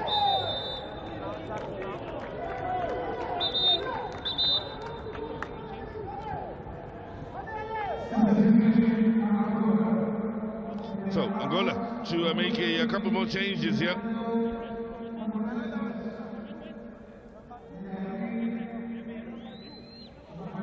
And Domingos will replace Sperner on a yellow card. That is first of the tournaments.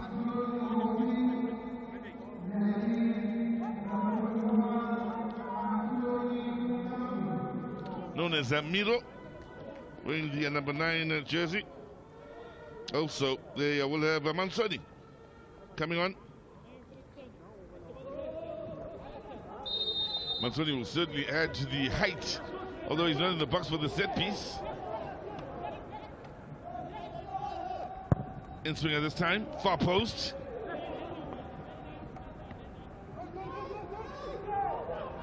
Quick with the release is Anzimati. And the Angola is already having good numbers behind the ball then.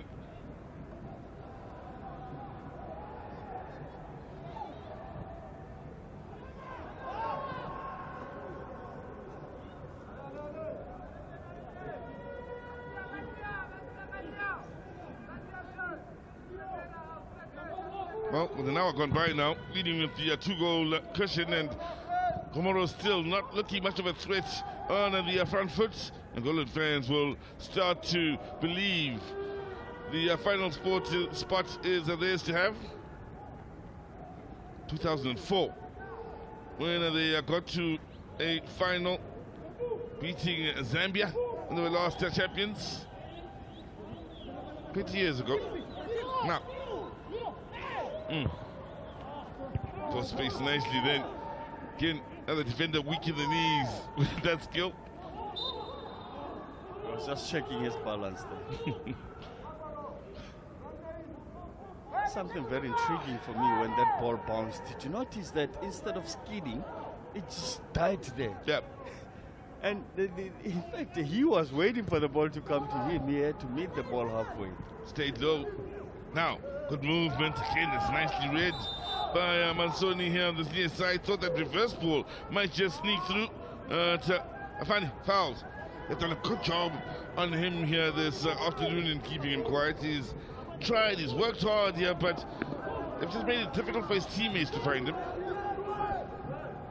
He had him, but that wasn't deliberate, because as he just gave that ball a bad first touch, it bubbled and he followed it, and they gave the foul away in the process. Decisions, yeah. Look for teammates, or look to get the better of Langanga. Big wall.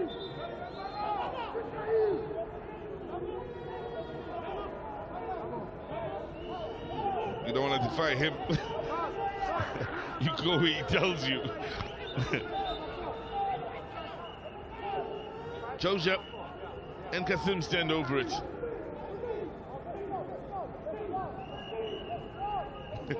Middle of your picture, high fives between Mindinho and Afani before they battled for every inch there. Had a chat amongst themselves at the end of them, giving themselves a high five or each other. And so begins the pushing and shoving now. Going for goal! Perfectly positioned. First time it's been tested, Langanga. Tested, but he straight to him. It wasn't really threatening, but Pickers is the man that was looking there and hoping that his keeper will have that in the back, and it wasn't in the back. Just got it so easily.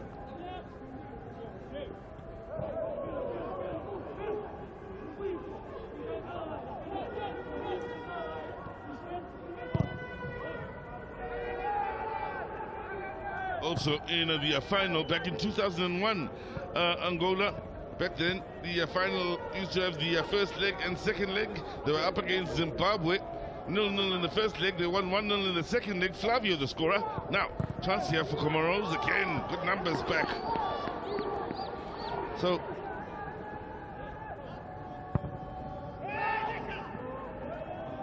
This is that man again, just when you were saying that, Karim, attacking the box.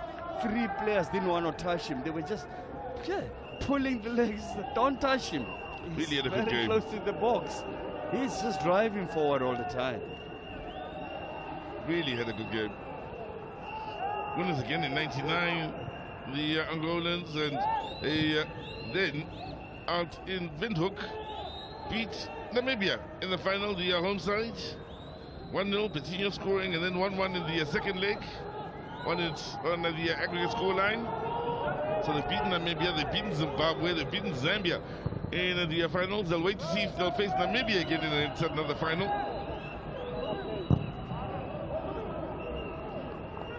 Namibia's got a big task later in the afternoon. Early evening, 6 o'clock. Namibia against Mozambique.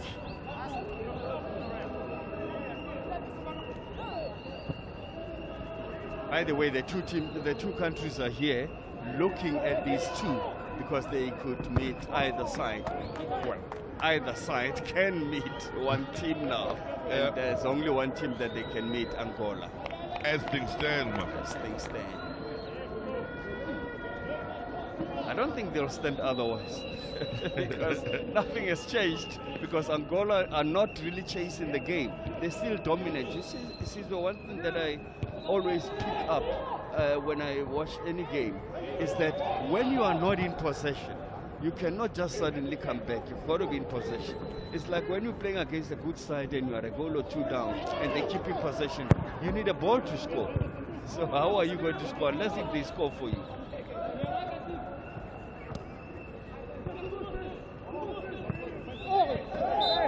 Just want to remind you, as the Comoros get a set piece here, and Pedro is a call for the foul. I want to remind you of a game involving Angola. Max Maponyani.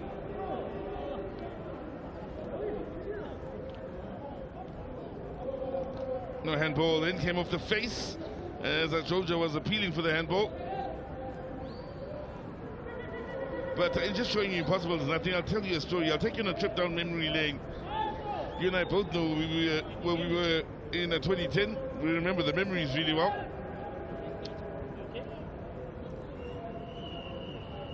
That's the set piece from that incident, and then it was Manuel getting at the end of it, making it 1-0. And then this ricochet, when Tarek was trying to take a strike at goals, stolen by this man, Depu. Oh, a shimmy on the keeper. How easy was that? And he knew where the target was.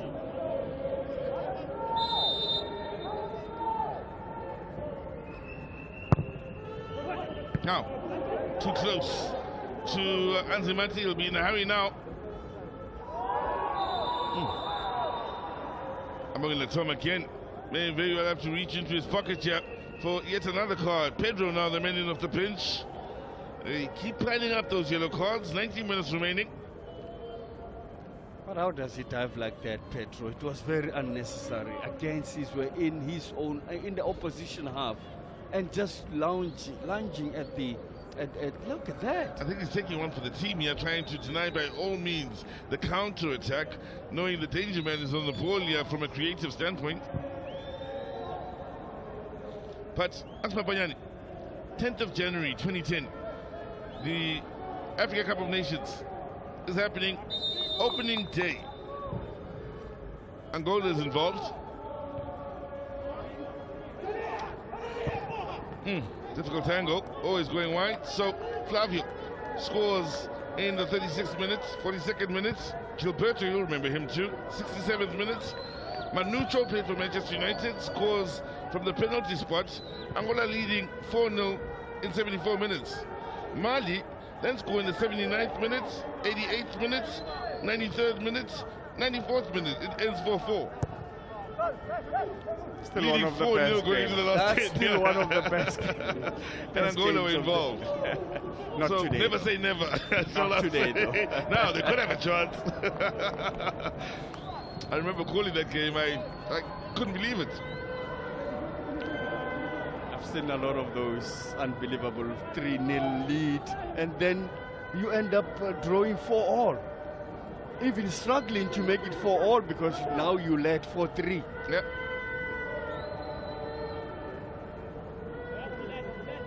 And the corner at the end of that play. The Depo.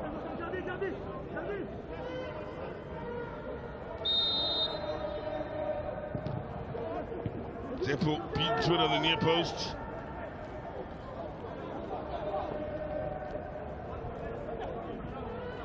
Strong play by the new man on Linda said, who's really looked to have an effect in the middle of the park here. They still struggle, Comoros, at creating clear-cut chances. But why didn't Mindino go to the ball there? He just let it roll and then goes to the man and still lost it. Just play the ball and keep it clean.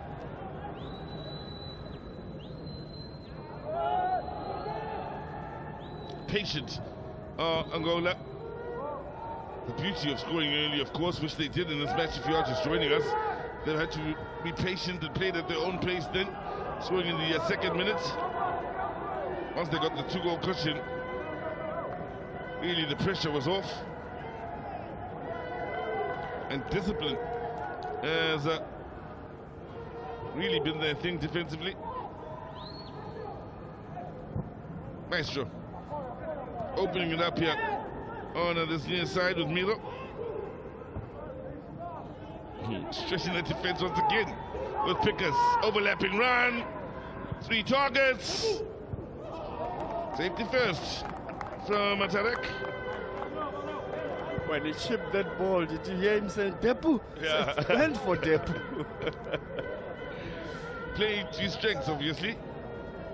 You know how he likes it. And then he overplayed it, but he must play it such that he can be able to attack it, drop it in front of him. Because that's now too deep for him.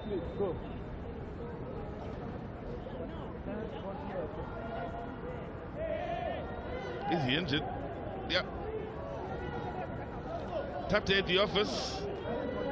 He got injured earlier, Tarek, if you can recall. He just got injured earlier. Operating in that left back position. Tarek.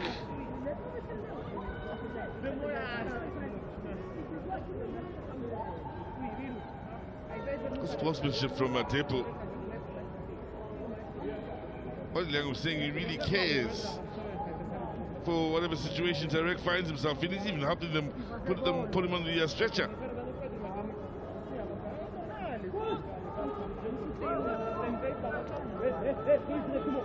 The real character is when you are down.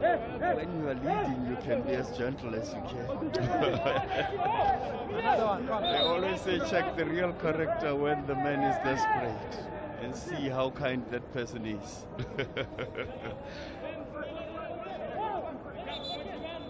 Sadat will be coming on here. And Chambai.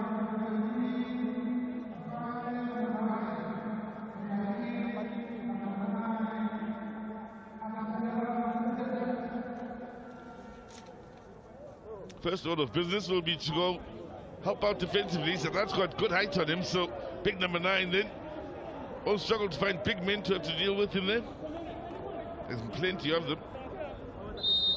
So Tarek has made way. and Yusuf on in his place.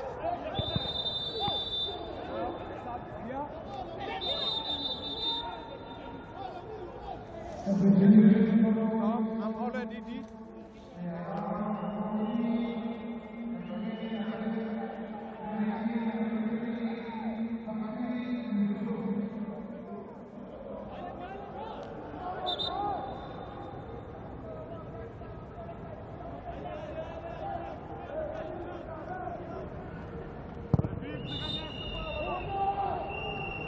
Well, again, for those of you that may not have caught the early rounds in this tournament, especially the first round of matches, my colleague having the pleasure of speaking to all the coaches, and we touched on the football that's coming up in the near future from an international standpoint, including club-wise and so on, but so much football coming up in qualifiers that all the coaches are saying, look, not our first squad.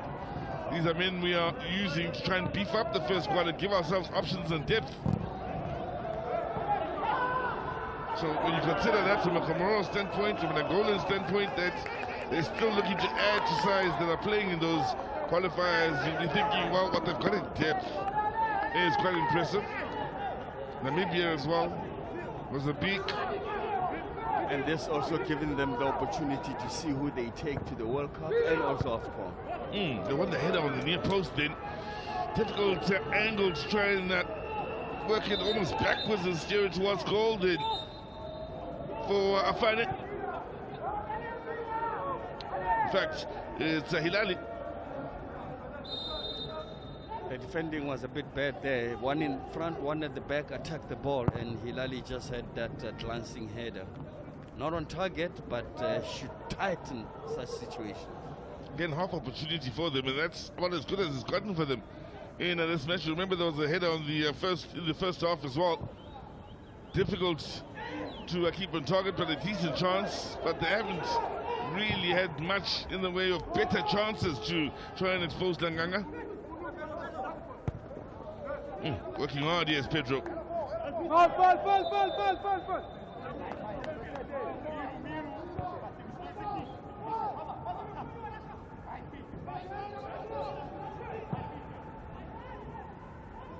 You were talking about coaches getting an idea of who they take with and who they leave behind. But also the advantage of today's game is that, yes, I know it's not that big advantage, is that even if you lose, you still live to see another day in the third and fourth place playoff on Sunday. Then the coach can still give others a run and try combinations of the bench warmers. And that is the whole point of the exercise. That is the COSAFA Cup. There you have it, goal attempts. A fair amount here. For Comoros, it's about what's on target. And that's a telling story. Angola haven't had too much on target. They've just been ruthless with what they've had. Physical is all I'll say as far as the fouls here. That's a lot.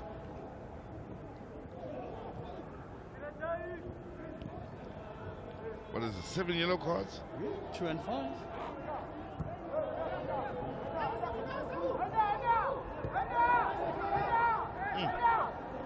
Pressure in the middle of the park still. The Angolans able to keep it moving. Or it's just a fraction of a second late with those challenges. This time it's Hilali, quick to apologize to Abongile Tom, but well, he stays consistent with anything slightly over the top. So it's 5 and 3. Just when we talked about that, you called for another one. They're catching up, they think you said.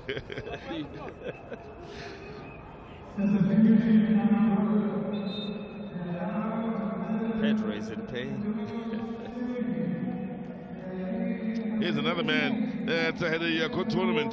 If you are joining us for just the first time here in the COSAFA Cup, he's out in Sporting.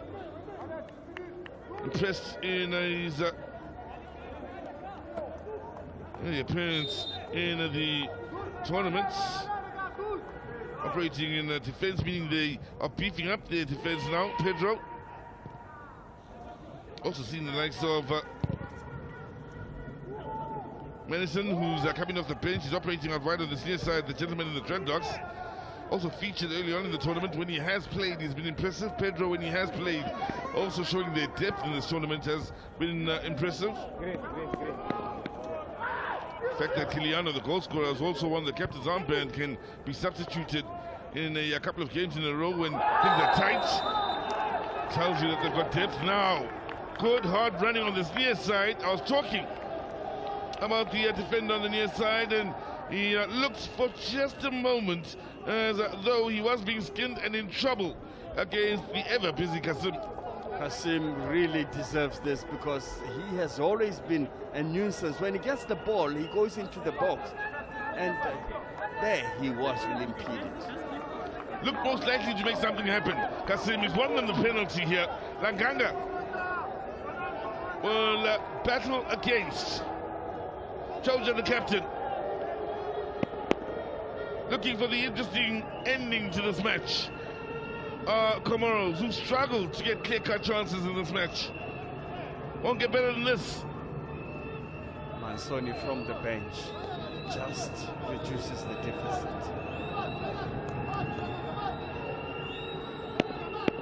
Langanga only has eyes for the ball. Among Tom making sure everybody is where they should be. All the while the wait continues for Choja. Comoros need to pull one back. Comoros do pull one back. 6 minutes remaining of the 90. It's Choja after, well, the most impressive player of the day, Karim. Kept going, kept trying to make things happen, and in the end, on the penalty here, that's given them, well, a slight light at the end of what has been a long, dark tunnel. It's really been a long, dark tunnel, and Yusuf, captain, just took that one with a lot of confidence. He did exactly what a captain is expected to do, lead the team to the day of lightness. Immediately looking to recover the ball, get it back to the halfway line. Let's get started and let's go at it, gentlemen.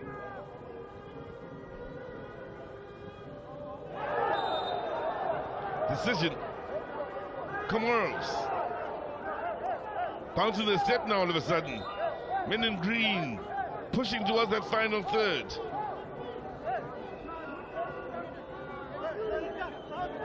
They want him to be responsible about this. Yes, push it into that box or the edge of the box, but give them a chance to compete. Don't overcook it.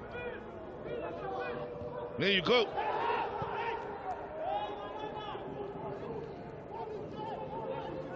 Just what you were saying, that anything is possible, Sizwe, and I'm just thinking on the 90th, 93rd minute, then they make everybody else's life difficult.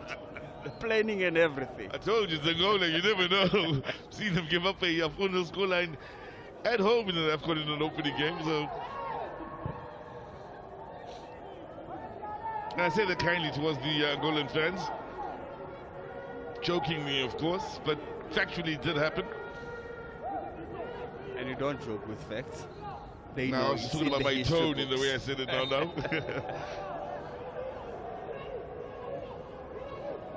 There you have it. Bit of drama late in the day here.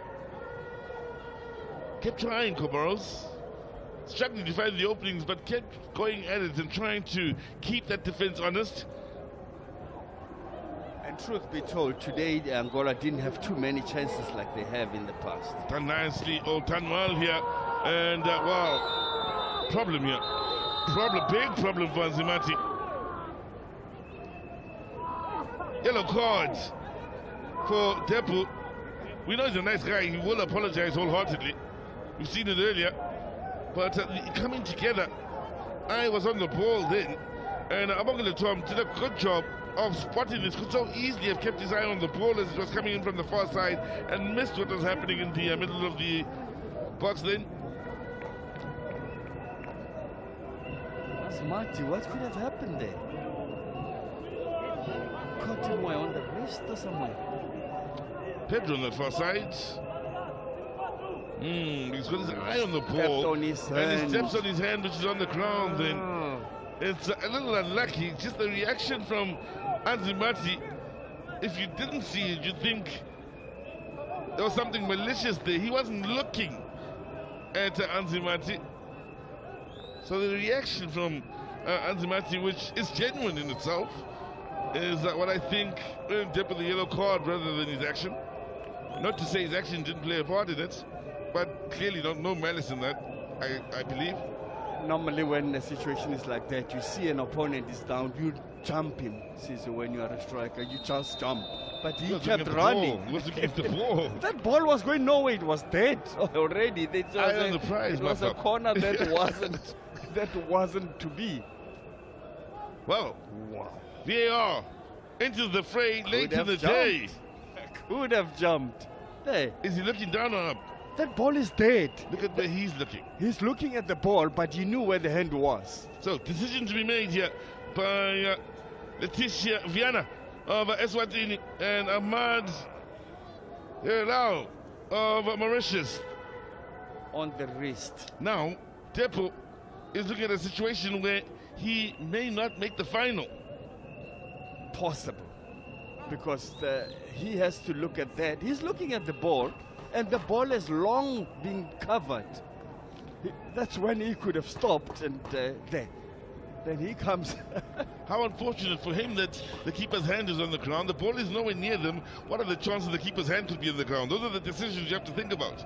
And then that's when the VAR team will say, yeah, where was the ball? Nowhere near the ball. But then, I wonder if they look at the point that you made, Sizwe, that his eyes were just on the ball. Taking his time about this, and so he should. It's a big decision here. Huge decision. Is there any malice in that? Not at all. It wasn't deliberate.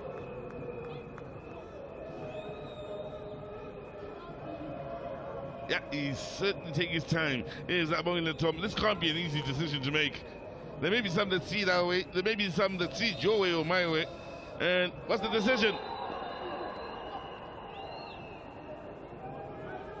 All's well. That ends well. If you Depo. That's good. Good work done there. He took his time. He really took care of the decision, and I think the reasonable and just ending is what we got from Abongile Tom. Not only Abongile Tom, but even the reasonable men that are sitting there on the VAR, because they just said, look at the intention. And I'm sure they looked at that so many times, Sizwe. Also worth noting, there was no protest for a penalty at all from the Comoros players, including Anzimati. Yes, he was in pain, but he wasn't really calling for a penalty.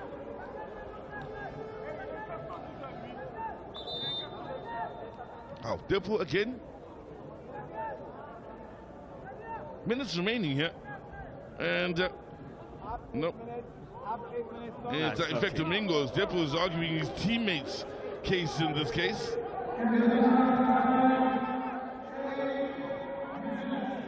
Into time added on. 8 minutes, 2.5 of which, or 2 minutes of which are taken by that VAR.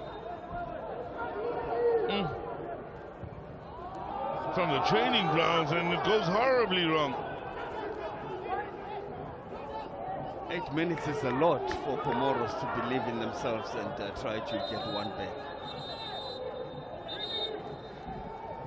You can distress them and work it back into the box, and in the end, we see a rare mistake from Joja.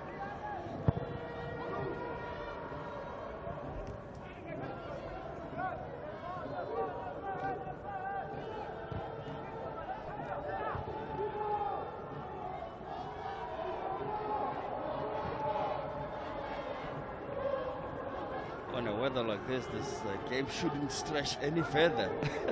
Even though it doesn't affect the second game, but it just keeps those happy supporters out in the cold.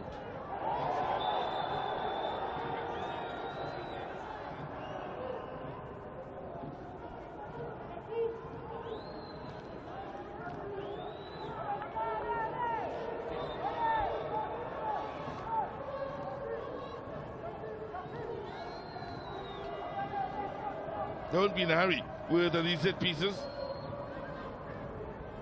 You have to appreciate his ability to get things out of those nothing situations other strikers wouldn't go wholeheartedly into. But then he's got to be careful and wait for the final, because that's when he'll be settled. For now, he can't put his foot wrong. That's depth. Keeping in mind, if Comoros do find the back, defender done in, pull in and cross-come shots. Ooh, defender was really, really done in then by Pedro. But if Comoros find the back of the net, straight penalty shootout, Max Mapayani. So, whilst he's on a yellow card, straight penalty shootout, but interesting is that they don't want to go that route this way. Saying he's on a yellow card and they're running the risk. You might be thinking, why not substitute him?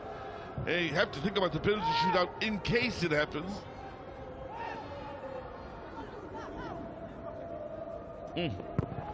Everybody will be looking now to go safety first. Yeah, they're in a hurry. Comoros.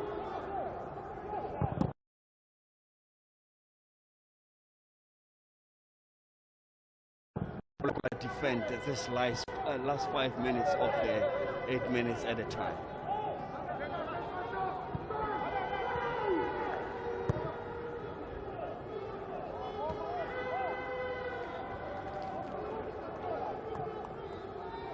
Have to get it forward quickly, Comoros, and watch out for a quick counter-attack. Niamudin, telling Pedro.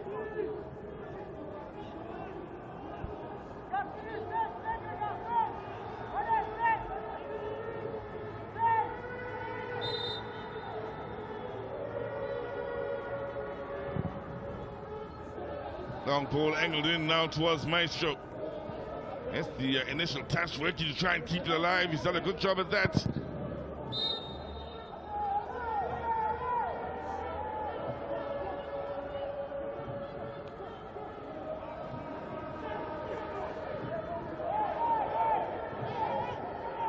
Four minutes remaining, or just under that. Waiting to see if they'll be facing the winner of Mozambique and Namibia of the Angolan supporters. Just need their side to hold on for close to 3.5 minutes now.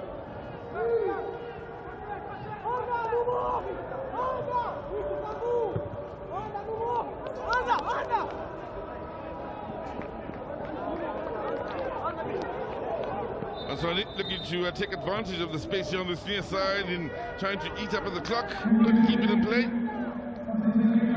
Change now.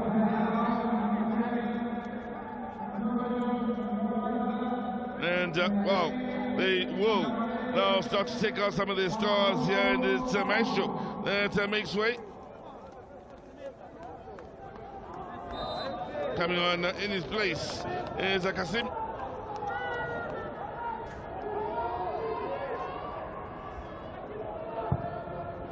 Has to go route one, and Zimati.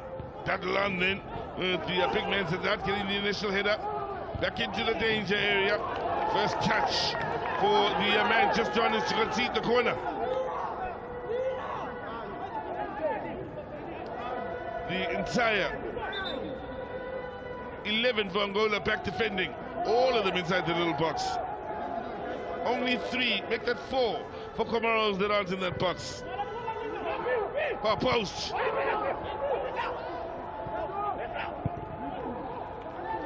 Avoid another corner at the expense of a throw-in. Indinho. The man who got it clear. He and friends still have 2 more minutes of time here to try and keep the Comoros at bay.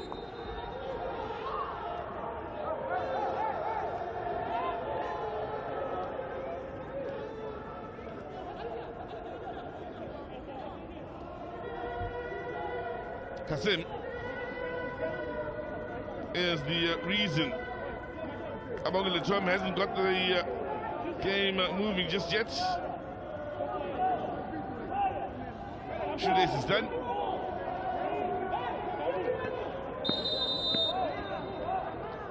Seven in the box here for Comoros.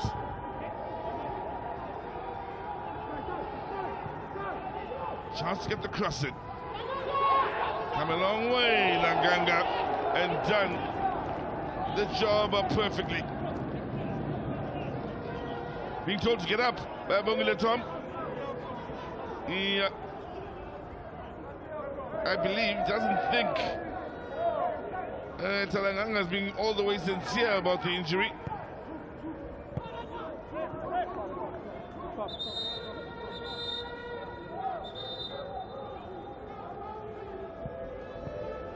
Into the last of 8 minutes added on.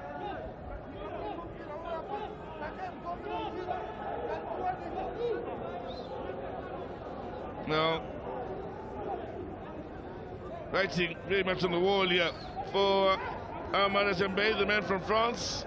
Should be more than proud of his Comoros side and the way they've competed, not just in this match but throughout the tournament. They've certainly given this 2024 Hollywood Bets COSAFA Cup a real shock to the system. How bravely they've competed. And for Pedro Gonçalves as well, he's Angolan side here. Getting through yet another tough hurdle on the way to being amongst the last standing on the final day.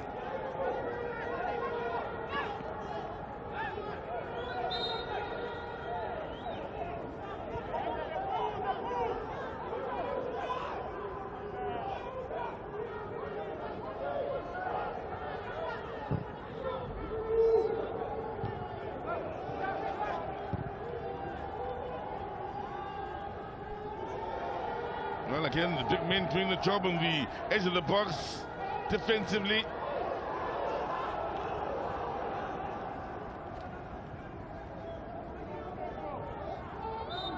Comoros given the decision here, they'll be in a hurry to get their big men forward, take the set piece quickly.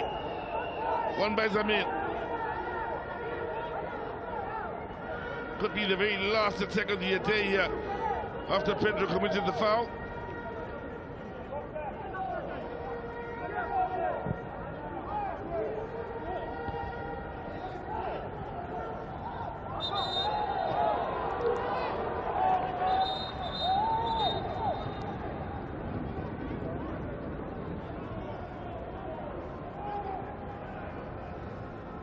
Pedro would fouled an opponent just a moment ago, winning the foul here with the very last play of the day here in this first semi-final. It's Angola with first half goals from Kiliano and Depo, who hold on in the end after Georgia pulled one back from the spot here.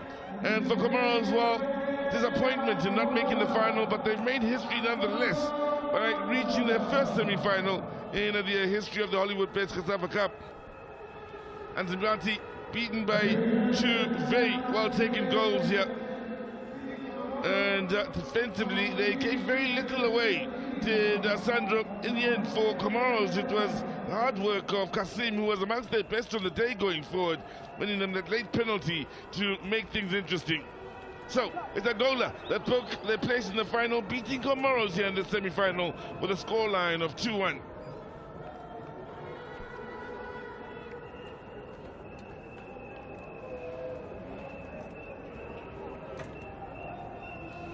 Well, Comoros finished the game well in applying pressure, and in the end, the goal attempts and shots on target were well improved enough to have the same number as Angola. Angola created very little, it need be said, in the second half in trying to add to those 3 shots on target. Still getting slightly more of the ball here, and 10 yellow cards it was on the day in what was a very physical game between these 2 sides. More of the Angolans picking up yellow cards at one point. It looked as though Depo could very well walk with VAR coming into the fray late in the game, and Abongile Tom deciding that his challenge, well, didn't warrant a red. Angola celebrates an impressive win and an impressive run so far in this year's tournament. 18 years since they've gotten to a final, 20 since they've won a final, 3-time winners in the past, the Angolans. And right now, they as a team celebrate in the middle of the picture, or in the middle of the pitch then. I mean, just had 2 corners throughout the game to Comoros' 4. And well, They continue to impress. They continue to look a side that should be considered a serious threat here. And we'll await the winner of Mozambique and Namibia in the second semi-final, which will kick off at 6 o'clock in the evening here. And that should be interesting, with 3 goals scored in this first semi-final. Yes, man of the match is Maestro, and Bassi is doing the honors as usual. May you do the honors, sir. Well, that's man of the match. Thank you very much. And man of the match, Maestro, again. I think this is the 3rd one now. Today was the tough one. Hoje foi duro. O que tem a dizer sobre o jogo? Boa tarde a todos. Sabia que o jogo podia ser muito difícil, ia ser mais complicado para nós. Preparamos o jogo para isso e estou aqui, Maestro, para dar resposta, para ajudar a minha seleção a chegar mais distante possível. Good evening. It was a tough match. We knew beforehand that it would be a tough match. But I'm here. I'm Maestro, and I help my teammates and our nation to advance to the final. What was going through your mind when it was now 2-1? Anything could have O happened. que passou pela tua cabeça quando o jogo estava 1-2-1? Qualquer coisa podia acontecer no jogo. Sabemos que quando o jogo não acaba, o árbitro não apita o jogo, é muito difícil. Tem sempre, quando eu estava a pensar, que podia virar o jogo, mas felizmente não aconteceu isso e conseguimos para a final. We knew that it would be tough, and the game just finished when the referee gave the last whistle, so we knew it beforehand that it would be very tough. But we were ready, we prepared for that, so we're here. Congratulations, muito obrigado. Thank you. Yes, and I will be talking to the man that has really surprised us in this tournament, going on and on and on. Coach, 2-1, putting their backs against the wall, could have been 2-2 and we could be talking a different story. Donc, coach, défaite aujourd'hui, ça a été un peu difficile quand même aujourd'hui. Oui, ça a été très difficile parce que on avait préparé le match avec un joueur qui était avec nous. Après, finalement, ils ont changé les règles. Notre joueur a été suspendu. On était obligé de changer le schéma tactique. Le match s'est joué en première mi-temps. On a fait 2 erreurs. Et voilà, quoi, ils ont profité, ils ont marqué. Et après, on a essayé en deuxième mi-temps de changer les choses, de revenir au score. C'est pas passé, mais il faut accepter la défaite. C'est comme ça, le football. Et bon, continuer, essayer d'aller chercher la 3e place. Okay, so yeah, it's very sad we lost today, but it's football. We keep going just forward to try to reach to win the bronze medal. Before our match of today, we made our preparation with a player who has been suspended because of a new rules in the competition. So it was not easy to just before the game to review all our plans. Coach, looking at the 3rd and 4th place, also a lot of pride to play for, as you said. Donc coach, la 3e place peut-être, très difficile également. Ça s'annonce très difficile également. De toute façon, tous les matchs sont difficiles. On savait. Mais bon, vu les matchs qu'on avait joués contre le Zimbabwe, le Kenya et la Zambie, si on ne fait pas les 2 erreurs, on ne perd pas ce match-là. Okay. Ça s'est joué à des détails. Et bon, félicitations à Angola. Et j'espère qu'ils iront jusqu'au bout. Au moins, on aura perdu contre la meilleure équipe. So yeah, congratulations to Angola. But like today, like I said, we made 2 mistakes, and it cost us a lot. But yeah, the 3rd place will be very difficult, but we are focused on it because remember we came from a very tough group with Kenya, Zimbabwe, Zambia, and we managed to come through. So we will just need to adjust some things and take good lessons about this defeat of today. Coach, thank you very much. Thank you very much. Well, we'll be joined by the Angolan coach and Mr. Comoros. Congratulations, you through to the final. Yes. Albeit hard work today, wasn't easy at all. Well, even the others was easy. Yes, I think we handling the match till the half of second half. Then is normal. Comoros will try everything, but I think we for the moments of the penalty, I think the match was handling, controlling for our team, but penalty shoot, 8 minutes to play, more the additional time. For sure, if Comoros scored, the emotional match start. So it was good because we keep it with the focus. The team was brave, very brave, all together, and we conquered that opportunity once again to stay in the final. It's very important for Angola, for the football inside Angola, for everybody believe in our process. Just one point that I just want to make as the last one. Often when you're 2-0 up, it has always proven in this game that when you're 2-1, your backs are now against the wall. It just rattles a bit. A third goal is needed. Yes, and we create opportunity. We have won 3 1s and 3 0s and all that. But we miss it. Well, we try to work for have more skills to finish, be more concentrate in that moment because it's the moment to finish the match. But didn't happen. So, but in the end, I'm very proud about the whole work. Whole team have a feeling very, very good, and it's normal. In the end of the matches, semi-final, last minutes, every Comoros or any opens will risk, full risk, and we must to protect our conquer. So yeah, I'm very happy. Coach, congratulations. See you on Sunday in the final. Yes. Well done. Thank you. Well, that's the situation here at Nelson Mandela Bay Stadium, where Angola are through to the final.